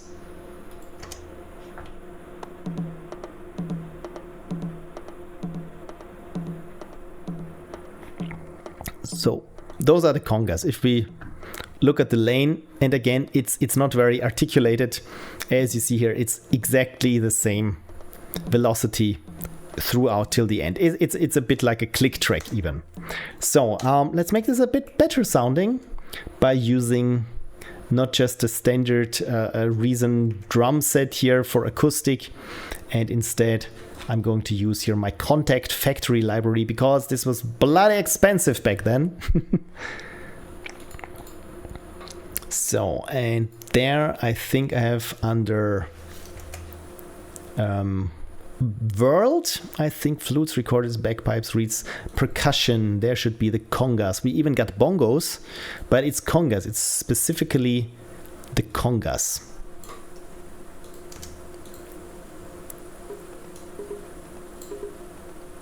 And they sound different, right? Because you can see here, depending on what note you play, you have here different kind of congas, and mute tone left hand, mute tone slap right hand, left hand tap, muffled slap, tip, heel. This is why some libraries are more expensive, because they give you different options for articulation. And it's not just, okay, the conga is on this instrument or on this note, but instead it's like, yeah, the conga heel, or there's a conga open slap on this sound. So again, you have much more options to have it sound nice. So this means that I will go into the conga track and spread the notes a little bit. That again, it sounds a bit more played more expressively, more with more articulation. So let's do this. Again, one thing is I just randomize the note velocity by 20% for starters. Randomize and yeah, okay, maybe I should zoom in here and not with just the keyboard shortcut. So make them a bit louder.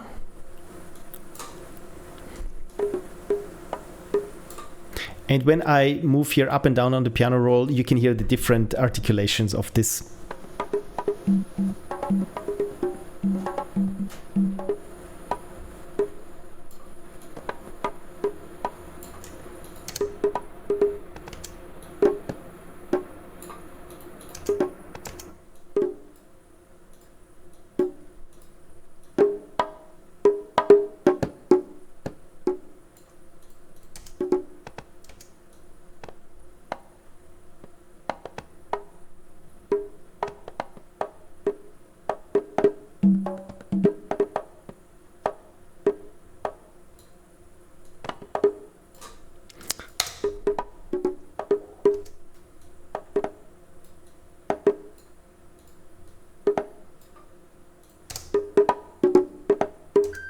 This sounds a little bit more, articulated.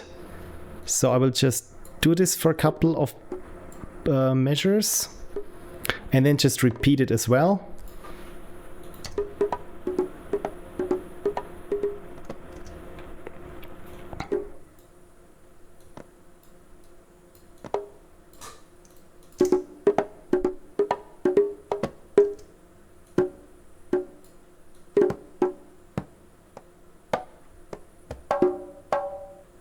By the way, says Frank, I'll probably mostly vanish in 10 to 15 minutes. Saturday evenings are still quite busy for me. All good, Frank, all good. Thank you for being here, for partaking, and as always, for any insights and new recipes and new things that I should try, culinary things. And Mihazel is here. Good evening, Mihazel. The game dev we're doing today is a bit different.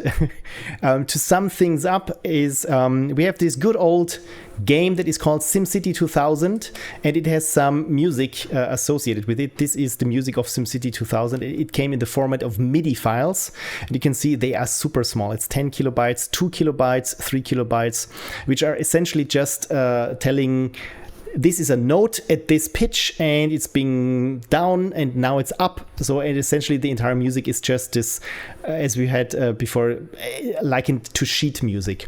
And depending on what kind of synthesizer or MIDI instrument or MIDI player you had, it sounded different. And sometimes it sounded a little bit harsh or even kind of amateurish or bad, or at least it could sound so much better. And this is why I'm now in my audio program and taking these old MIDI files, the sheet music essentially, and just trying to mix them and make them a little bit sound better. So this, yeah, we got sidetracked as it always goes with Phil Pixel Prophecy stream. Hi, I like to go on tangents. Yeah, so we're going to remaster 1 or 2 more songs maybe for the good old SimCity 2000 soundtrack. Frank posted before how the original sounds on a Roland sound canvas, so just that we're here on the same page. So this here is an agogo. This is a police siren. If you notice, it goes from left to right.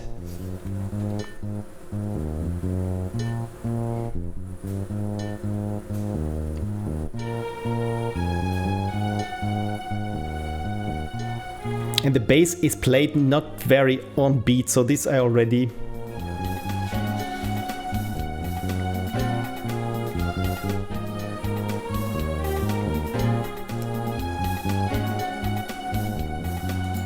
so yeah, this I already quantized the bass so that it's a bit more on beat.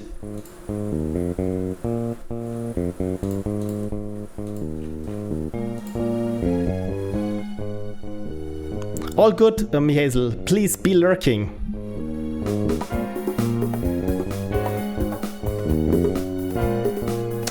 Oh yeah, the bass is now doubled. It's a bit too loud.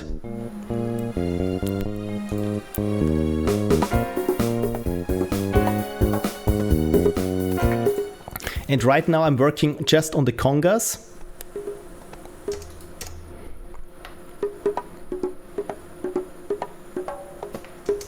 That's wrong.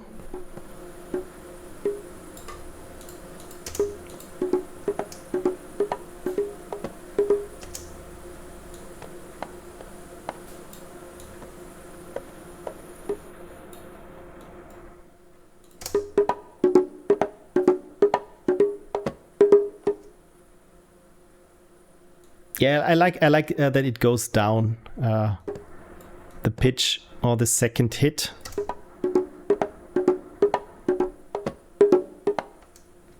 And from there, I said it before, it just repeats. So I think if I have here 2 measures now worked out, if I can just repeat them over again, we should be fine. So I just cut it out here and we'll duplicate it until the very end. And hopefully it won't sound as robotic, at least a little bit better than in the original.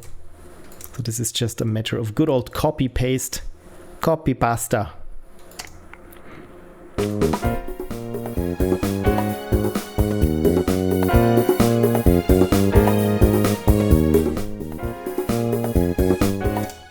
yeah, the bass itself, we can also change the instrument there. But for now, I'm just listening for the drums and how they sound.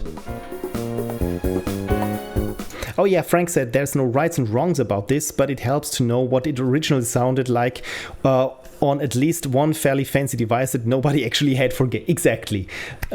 In the end, I mean, it always depends on a little bit of research, because you want to figure out, okay, what was the composer back then, what was their setup. Sometimes you can find articles of it where it's like, we visited the composer of SimCity in their studio, and this is a photo, and then you look at blurry JPEG compression pictures in a scan of a magazine from 30 years ago to see, okay, is this a Roland sound canvas? Is this the MT32? And try to figure out from there what their actual hardware was. I mean, granted, you don't do this for everyone, or can even do this for everyone. Sometimes you just have to make guesses, or as in my case, usually I just go with, okay, this sounds kind of nice now and not as disjointed as the original, so I will just go for what sounds nice. At some point you just have to make a call and say, yeah, this is how I want it to sound. So maybe what I also don't like is that sometimes the bass notes step upon each other. So maybe I can also take care of this one. So I'm just muting everything but the bass and keep a click track.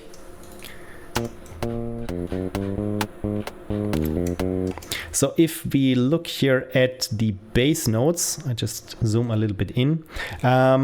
They sound here nice, but as soon as one note bleeds into another, for example, in this case, this bass note here would keep going on while the next bass note is played, and this sounds like a little bit like a sustain pedal on I zoomed out, thank you, on a piano. So for a bass, usually it sounds a little bit, again, muddy, and probably something like this is going on here in places, because it was played by a human.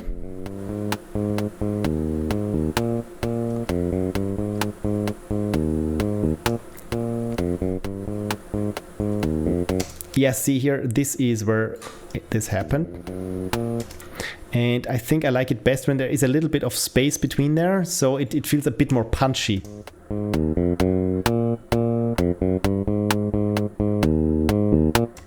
And again, I mean, I could even do this automatically, I think, when I select everything and can say here, velocity, key, length, there is make legato. And legato is, instead of having notes overlapping each other, they really just blend from one into each other. And I can even say here, how many ticks do we want for the overlap?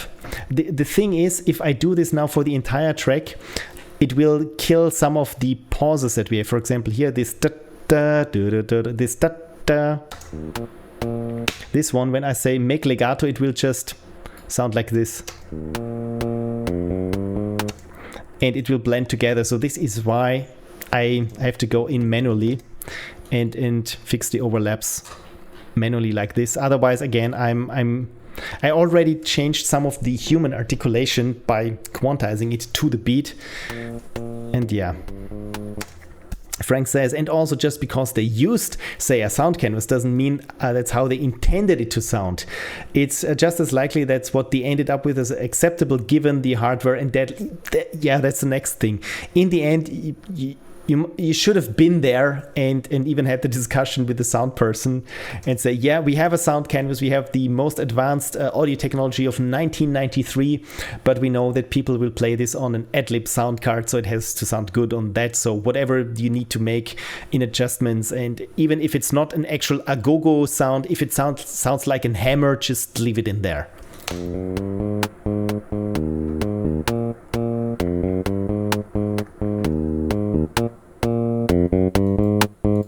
There we have another overlap.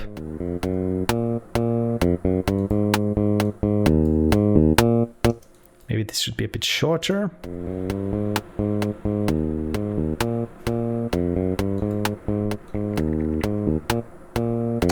Frank said, I'm pretty sure Rachmaninov wouldn't object to someone using a better piano than he had. Yeah, that's a good point. That is definitely a good point.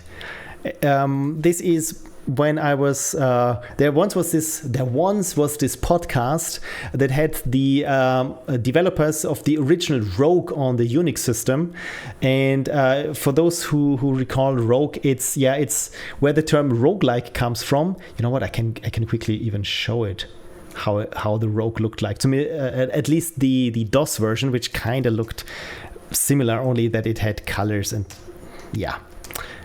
games, CD Rogue, and Rogue XE, Rogue's name Phil. So essentially it looked like this. So it was just text characters, and here we have an emu that's going to attack me. So this is why I go to the next room. There's a kobold there, and essentially it's just, if you look at it's just text characters, and here my little smiley face character. And this was, oh, look at this. We even found here something that is a sleeping, what is this? An emu, a kobold, some potions, a scroll, and so on. And you could ask questions ahead of time, and I asked, would they have used different or images of all the things that you would see in place of characters, or was this actively where they said, no, you know what, I like the abstraction of using just text characters? And the answer was, of course, yeah, if they would have had graphics, they would have gone with graphics, but this was the lowest common denominator of all the terminal machines in the 70s that you had, so of course they went with what they had. So exactly what Frank said. In the end, if you asked Mozart, hey, here is a synthesizer, how do you like the sound? He probably would have said, I like this a lot. Tangents plus plus. Thank you, Frank. Exactly.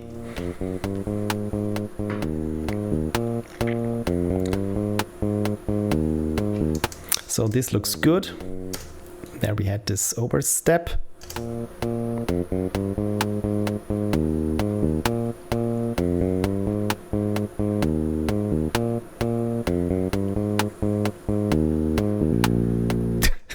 It's the ending is really bad. Maybe I can move it on the beat. Yeah, if it's on the beat, it's a little bit better, relatively speaking.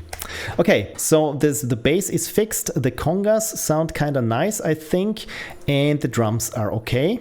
So if you just listen, bass, congas, and drums.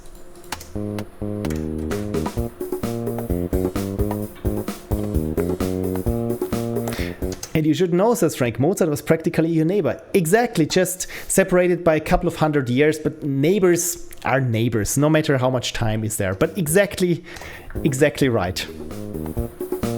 I'm this close with Mozart, this close. Also, of course, in terms of geniusness. So maybe we can give the drums a little bit more, I don't know, again, articulation. Because I see the same thing that we've seen so often before. All the notes are played with the exact same velocity. So again, 20% randomness never hurt anyone. And if it did, then they don't live to tell us. Same thing for the hi-hats. Maybe the bass drum I will leave untouched because it's a little bit distracting if it fluctuates too much.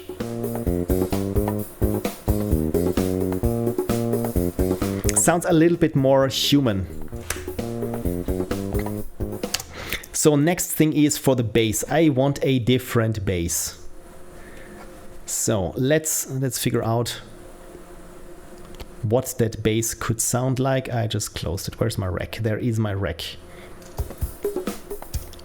So the bass should be here. Oh, those are the congas.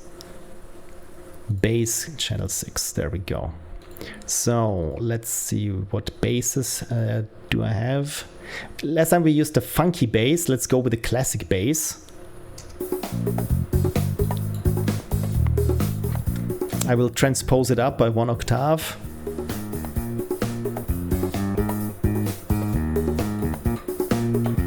Actually, it sounds kind of nice.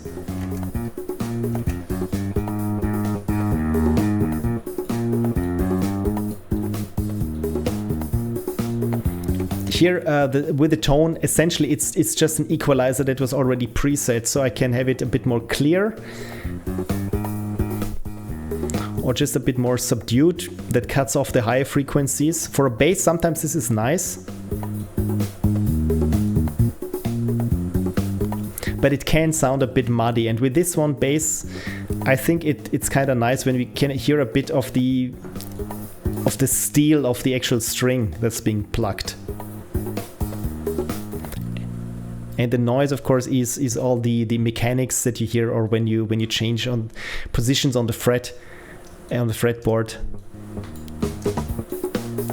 That's the noise here.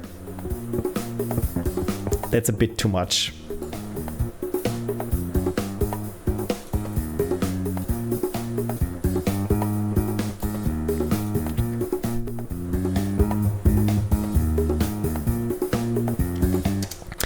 Another rule of thumb that I have is the deeper the frequencies of an instrument are, the less reverb I like to put on it, because then you have the possibility of again making the mix a bit more muddy, and especially that with some setups you have these standing frequencies. So essentially it's frequencies where every frequency is just a change in pressure in physical room, and if you play this on certain speakers and with a certain room configuration, suddenly those frequencies start overlapping, and suddenly the troughs and peaks on your wave just double, and this sounds like you're listening to some music, but this one note in this room just sounds super loud. And this is exactly, or it can more easily happen when you have reverb on the low frequencies. At least this is in my experience, so I leave this down. Frank said the ending definitely sounds like the manager walking in saying they need the track now, or they say, what are you doing here, are you playing again? No, but yeah, the ending is the cheapest ending, and I think it's even cheaper than the classic fade out, which also means I don't know how to end this, let's just keep going and walk away. We just fade out and slightly walk away. But yeah, the ending yes. It sounds very, this is already musical comedy. And also it doesn't even end on the scale, yes, but not on the chord, because for that it needed to be slightly deeper. But yeah, it's kind of unsure what it wants to be. Anyway, we have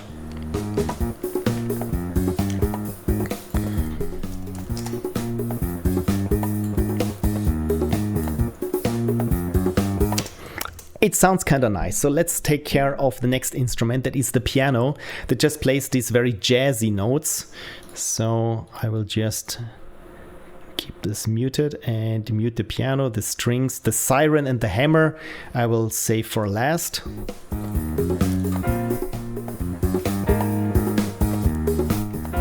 I like this grand piano sound, but I have a better piano than here, just this cheap sample-based piano. I have here where is it?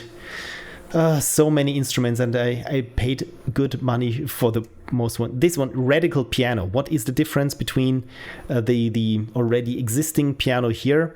But I said it's just sampled. Well, this has just much more samples. So you have here like 3 different pianos with 5 different microphone recordings of each note that was played. So essentially it just, you have more options of how you want to make this sound. So let's listen to this piano, and again it has here this volume automation. So this is the American pop piano. I probably would go for a jazz piano for this one. So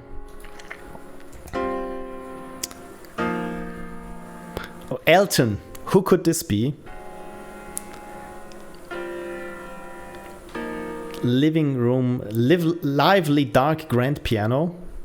Yeah, that's a bit too distant. Studio jazz piano, that's...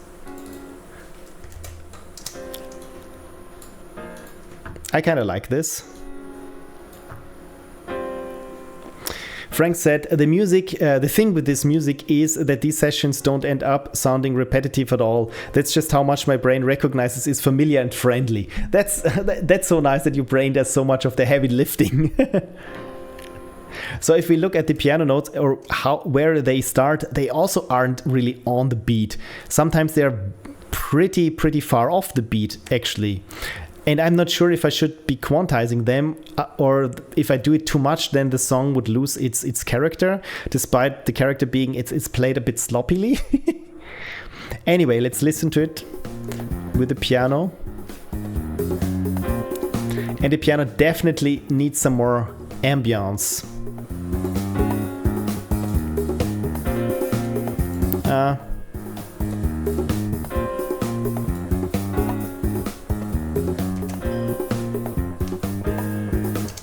You know what? I kind of like it. The next thing that we have is the strings, and especially here in the beginning with the sirens and everything.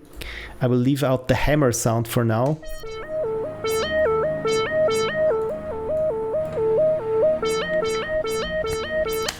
You know what? I will plop in the actual police siren sample that I have collected. Police Wailer. Which one is the good one?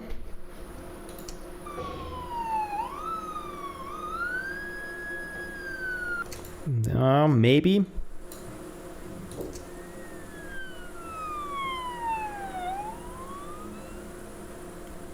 Maybe we can use this one, because even in the original recording, it's also in the MIDI file, it's also going from left to right, and this passing police car might be something. This one here is static. You know what? Let's go with the static one and see how it fits. We could fade it in and out a little bit.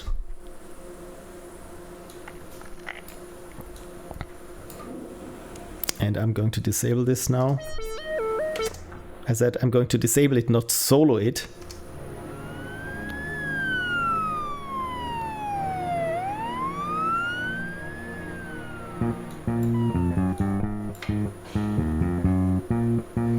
I mean, it kind of works actually.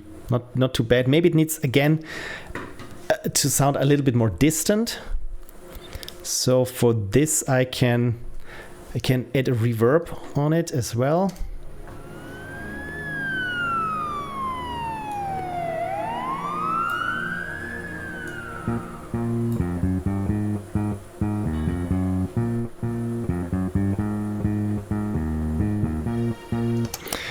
Frank just joked, we'll put the drums in a small room and the piano in a theater. That way everything will sound right. The funny thing is, I've noticed this often, this kind of weird mix of where it sounds like every instrument sits in its own room. The one with a big reverb, the other very tight and close.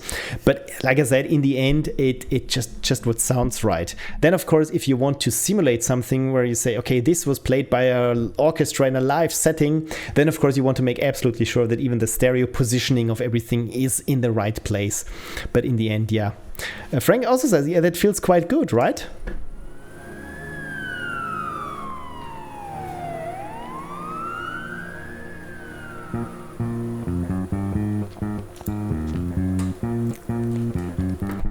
I want the bass to have, I don't know,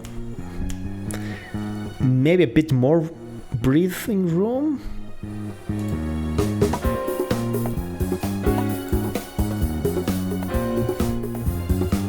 Too much.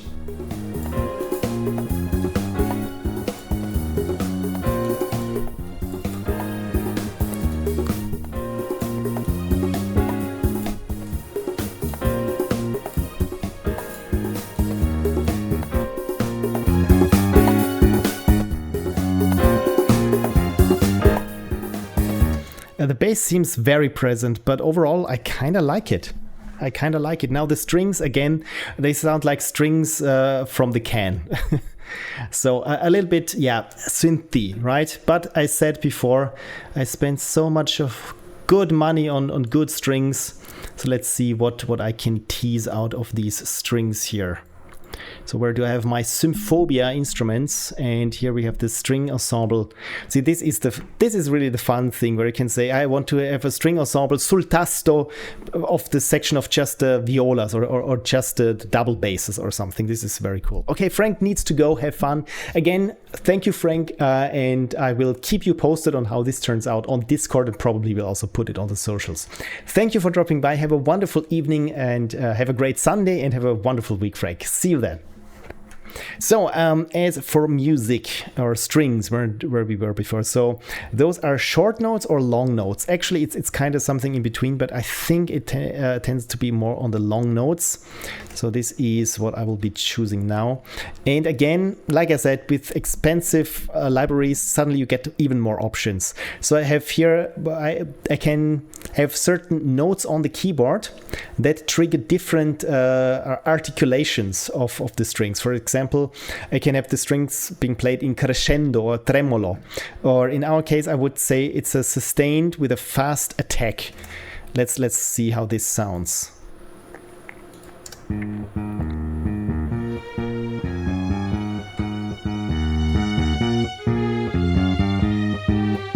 Sounds much better, right?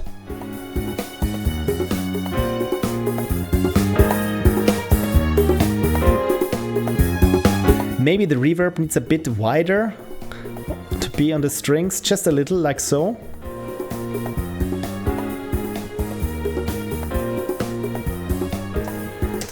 And when we look here, we have at a certain point shorter notes.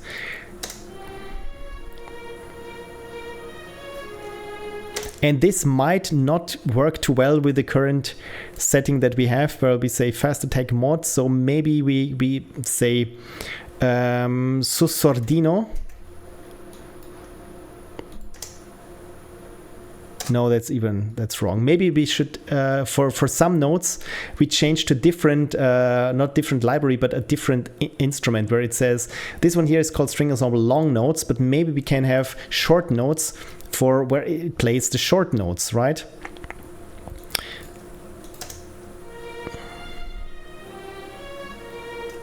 So let me, just for trying things out, plop here a short note instrument and disable the long notes instrument for the time being. Where can I mute it? Please mute. There is the M, okay. So this is just the short notes. So staccato, spiccato, spiccato extra short, pizzicato, collegno. Oh, no.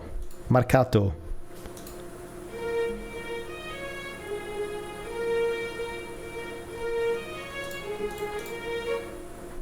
So staccato is just this one little step. Spiccato is a little bit longer. And this is extra short staccato. Pizzicato is if they just pluck the strings. By the way, I like the sound of this. Oh, hello, Mr. Troy. Thank you so much for subscribing.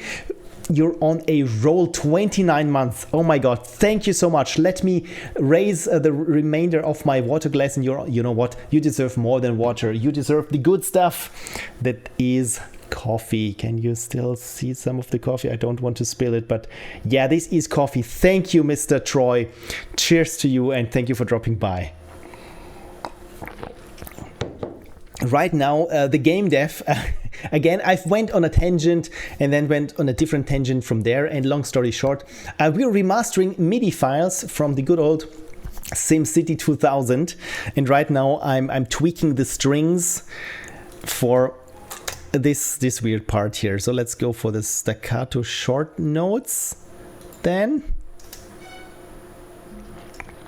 And switch on the other one.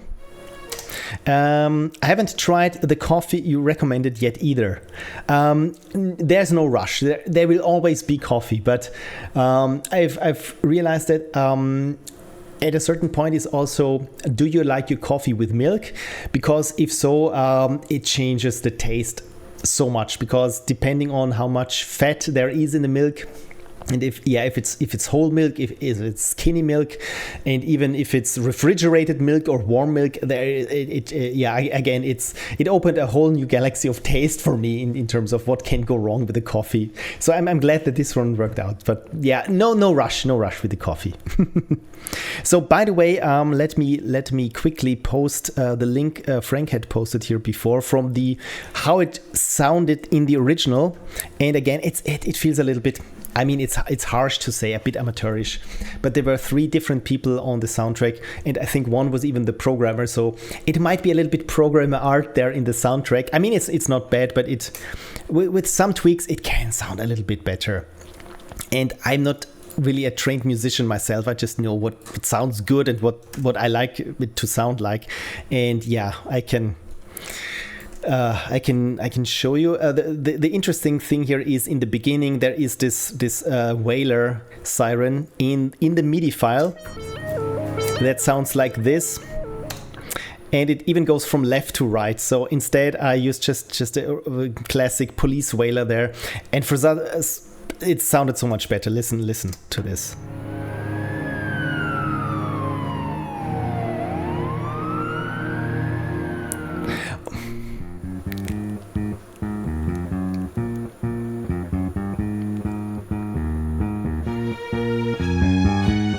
It sounds a little bit like people who just were jamming in their garage somehow fit in there a string section there. And Mr. Troy quoted me, I'm not a trained musician, and he said, I bought your album, dude. Thank you so much for buying music, because yeah, I'm not a trained musician as much as I'm not a trained programmer. In the end, I just stick with what works and the things that I figured out, where I feel like, you know what, I think this sounds nice, and probably doesn't only sound nice to me, so I just put it out there.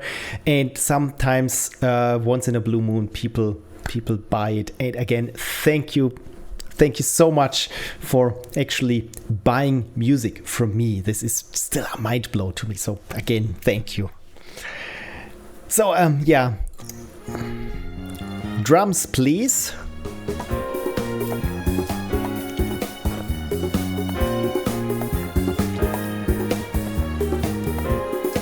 And one thing that I haven't done yet is the weird hammer sound that in the original is really this just a go-go that does this.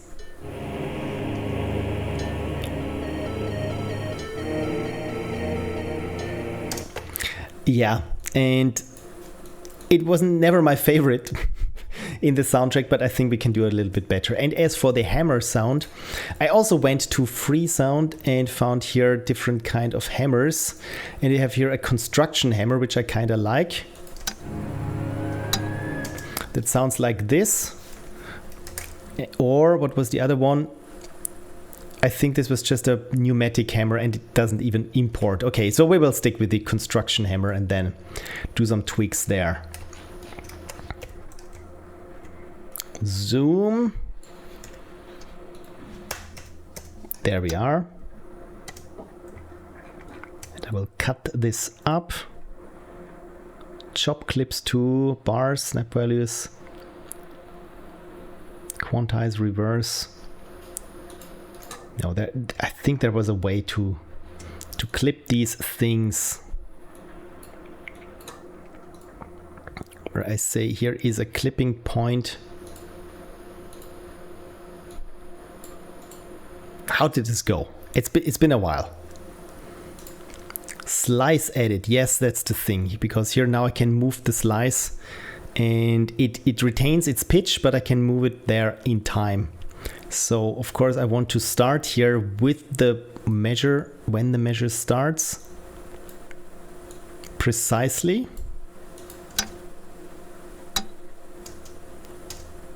Yeah, I think that's already it, what I wanted. And then we just repeat it ad nauseum. Oh, it's even too fast for what I'm doing. So let's do this again. Slices.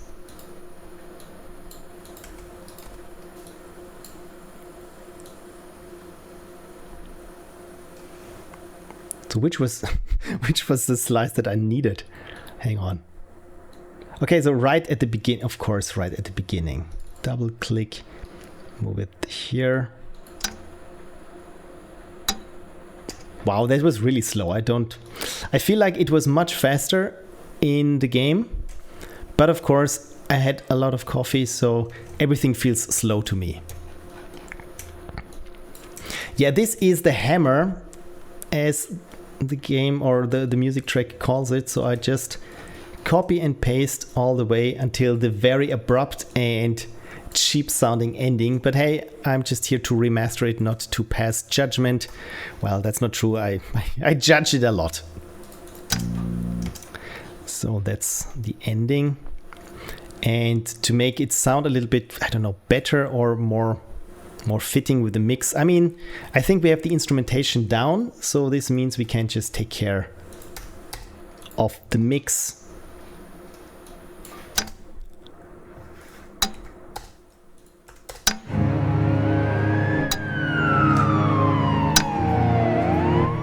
Maybe the strings here, they are just too abrupt. Maybe I want here these first 2 string chords to be a bit softer in their attack. So I use, let's duplicate the strings track and use a different kind of string instrument for the first 2 chords there. Duplicate tracks and devices. Mihazel says, where is the link to your music? Oh, thank you. Yeah, I started hosting my own music on my own web space. So thank you for asking. It's sefcarissa.com. And there should be the catalog. Right now there is not that much there, but if you click, for example, on this one and to download, there is my Bandcamp, which has some more songs. I was on SoundCloud before, but they started doing AI training on songs, and I even paid for the premium where they said, yeah, we'll manage you as an artist and so on and so forth, and put you on all the streaming services. In 4 or 5 years of having my music on streaming services, I earned the grand total sum of $2. So I mean, I was paying like $14 a month for this service. So yeah, I thought might as well just use the same money and just host it myself there. The cool thing about this is the webpage is super fast. There is no tracking. I don't need any cookie disclaimers because I'm not collecting cookies. I don't care who listens to my music. And the cool thing is you can just click and listen, and there is the download button. In this case, it says please enter a code here, and yeah, just support me on Ko-fi or Patreon, and I will send you a code if you're interested in. And even if you're not interested in it, chances are that if you like my music, I will say, yeah, here's a code, you can download it. But of course, you can listen to it in the browser unlimited. So I'm not tracking anything there. So thank you for the interest. Right. So we have the instrumentation down. Let's work on the mix. No, let's not work on the mix. First, let's work on the strings. That was where I left off. So strings soft. If I can find them, they should be here in the rack. Where are they? Here they are. The cool thing that I like about this music software, this is Reason, is again it's a virtual rack. Essentially, it's like in a studio, and when you hit tab, you can see the backsides of all the synthesizers and all the instruments there. And of course, you can change here the outputs and inputs. And sometimes it's super interesting where you can say, yeah, I want the note off output from one track. I want to use it as a control voltage input for the other synthesizer. So this I really love about this. And also that the cables just dangle when you switch over. It's just so cool. So strings soft, there we go. Here is our strings instrument, and this is the ensemble long notes and Symphobia. Yeah, you know what? Let's keep going with the long notes and go with the tremolo. Bit of reverb there, and it shouldn't sound as abrupt.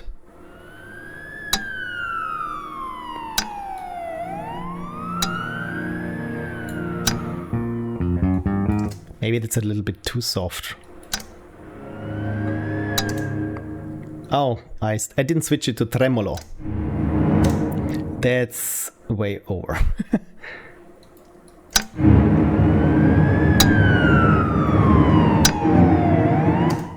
No, you know what? I don't like it. What did we have before? sus vibrato. So what is wrong with me? Why is this so loud? I'm sorry if I hope I didn't pop your eardrums. This should be extra soft, that's the thing. So here I have different articulations. I also could switch theoretically for each note that is played the articulation, but for now we just say sustain extra soft. And the mod is here, this mod wheel with which I can change the dynamic.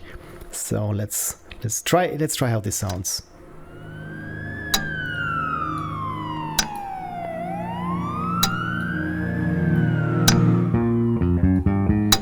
Can use a lot more reverb, I feel.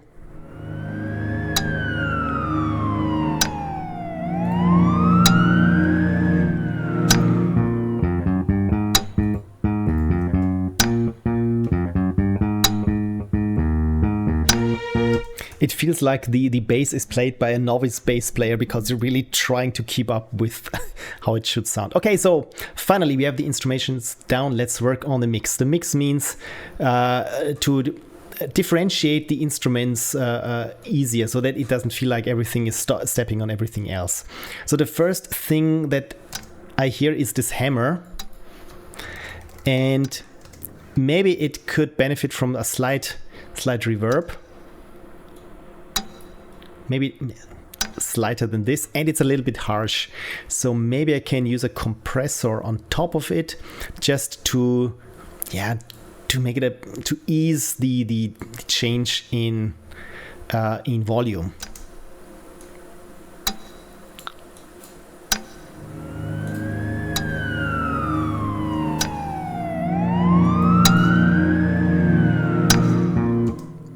So this sounds a little bit better. So by the way, here this is the compressor that I have, and the ratio. The release is very soft, and the threshold should be all over the place like this, yeah. So now it's much quieter, but I can of course turn up the volume.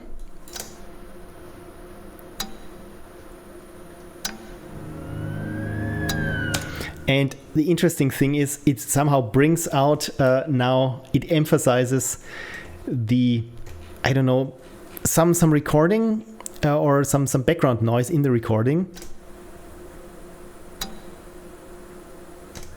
And I think I even hear there a mouse click at the end. I play it again for you. It's kind of weird. And what annoys me a little bit is that it just stops there. So maybe I need to go in again, because now here with this background noise, I want, if it's there, I want to keep it all the way. Yeah, somehow that's better. The weird thing is if just the background noise stops as well. So I have to copy paste this all over again. But yeah, I like it much better now that it's not that harsh anymore. And this is dynamics and the compressor, and you can do this easily in the mix. Again, this is just by trial and error I figured this out. Well, not just by trial and error. I have the audio engineering handbook here somewhere, which I read 20 years ago. Okay, something is now way too loud. Oh yeah, I increased the audio master level. Sorry for this. Okay, start over.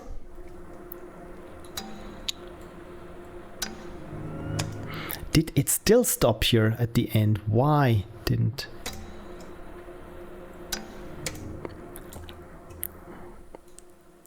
Yeah, the recording should go on. I should have extended the slice a little bit further. Yeah, now it's correct. Copy paste all over again. Good thing that I'm so quick with copy pasting. This is what university studies do with you. I didn't always copy and paste there.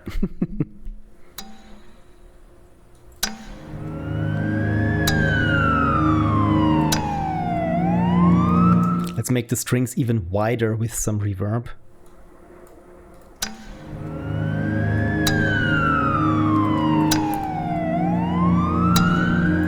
I can also animate here the panorama of the police whaler, so that it goes from right to left, essentially passing us as it is in the original, just not as poorly done.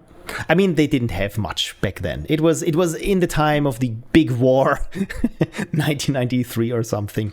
So let's animate this. I can do this by Reason. Yes, it's Reason. By right-clicking, setting Edit Automation, and now it has here this green outline. And I have here a track that just is called Pan. And here I can pull up here a clip. And in this clip, I can set here, I can actually draw how I want the change to be from left to right or right to left. Delete some control points.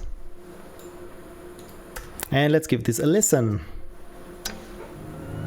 Okay, it starts here and goes and passes.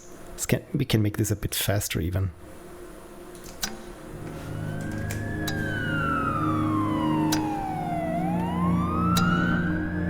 Yep.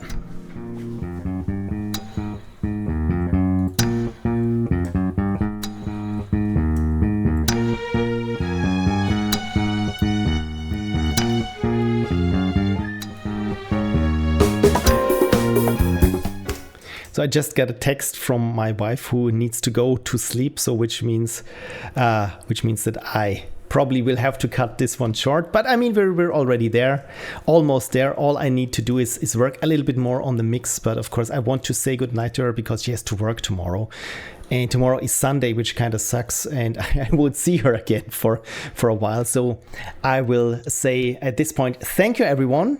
Mr. Troy said, I'm glad I got to see you stream for a bit today. Yeah, I'm glad that you were here. I'm always glad when I see familiar faces here, even your face, if your face is just your user tag, but it's nice to have the names with the people that I know from the socials. So again, thank you for dropping by. Thank you for resubscribing for 29 months.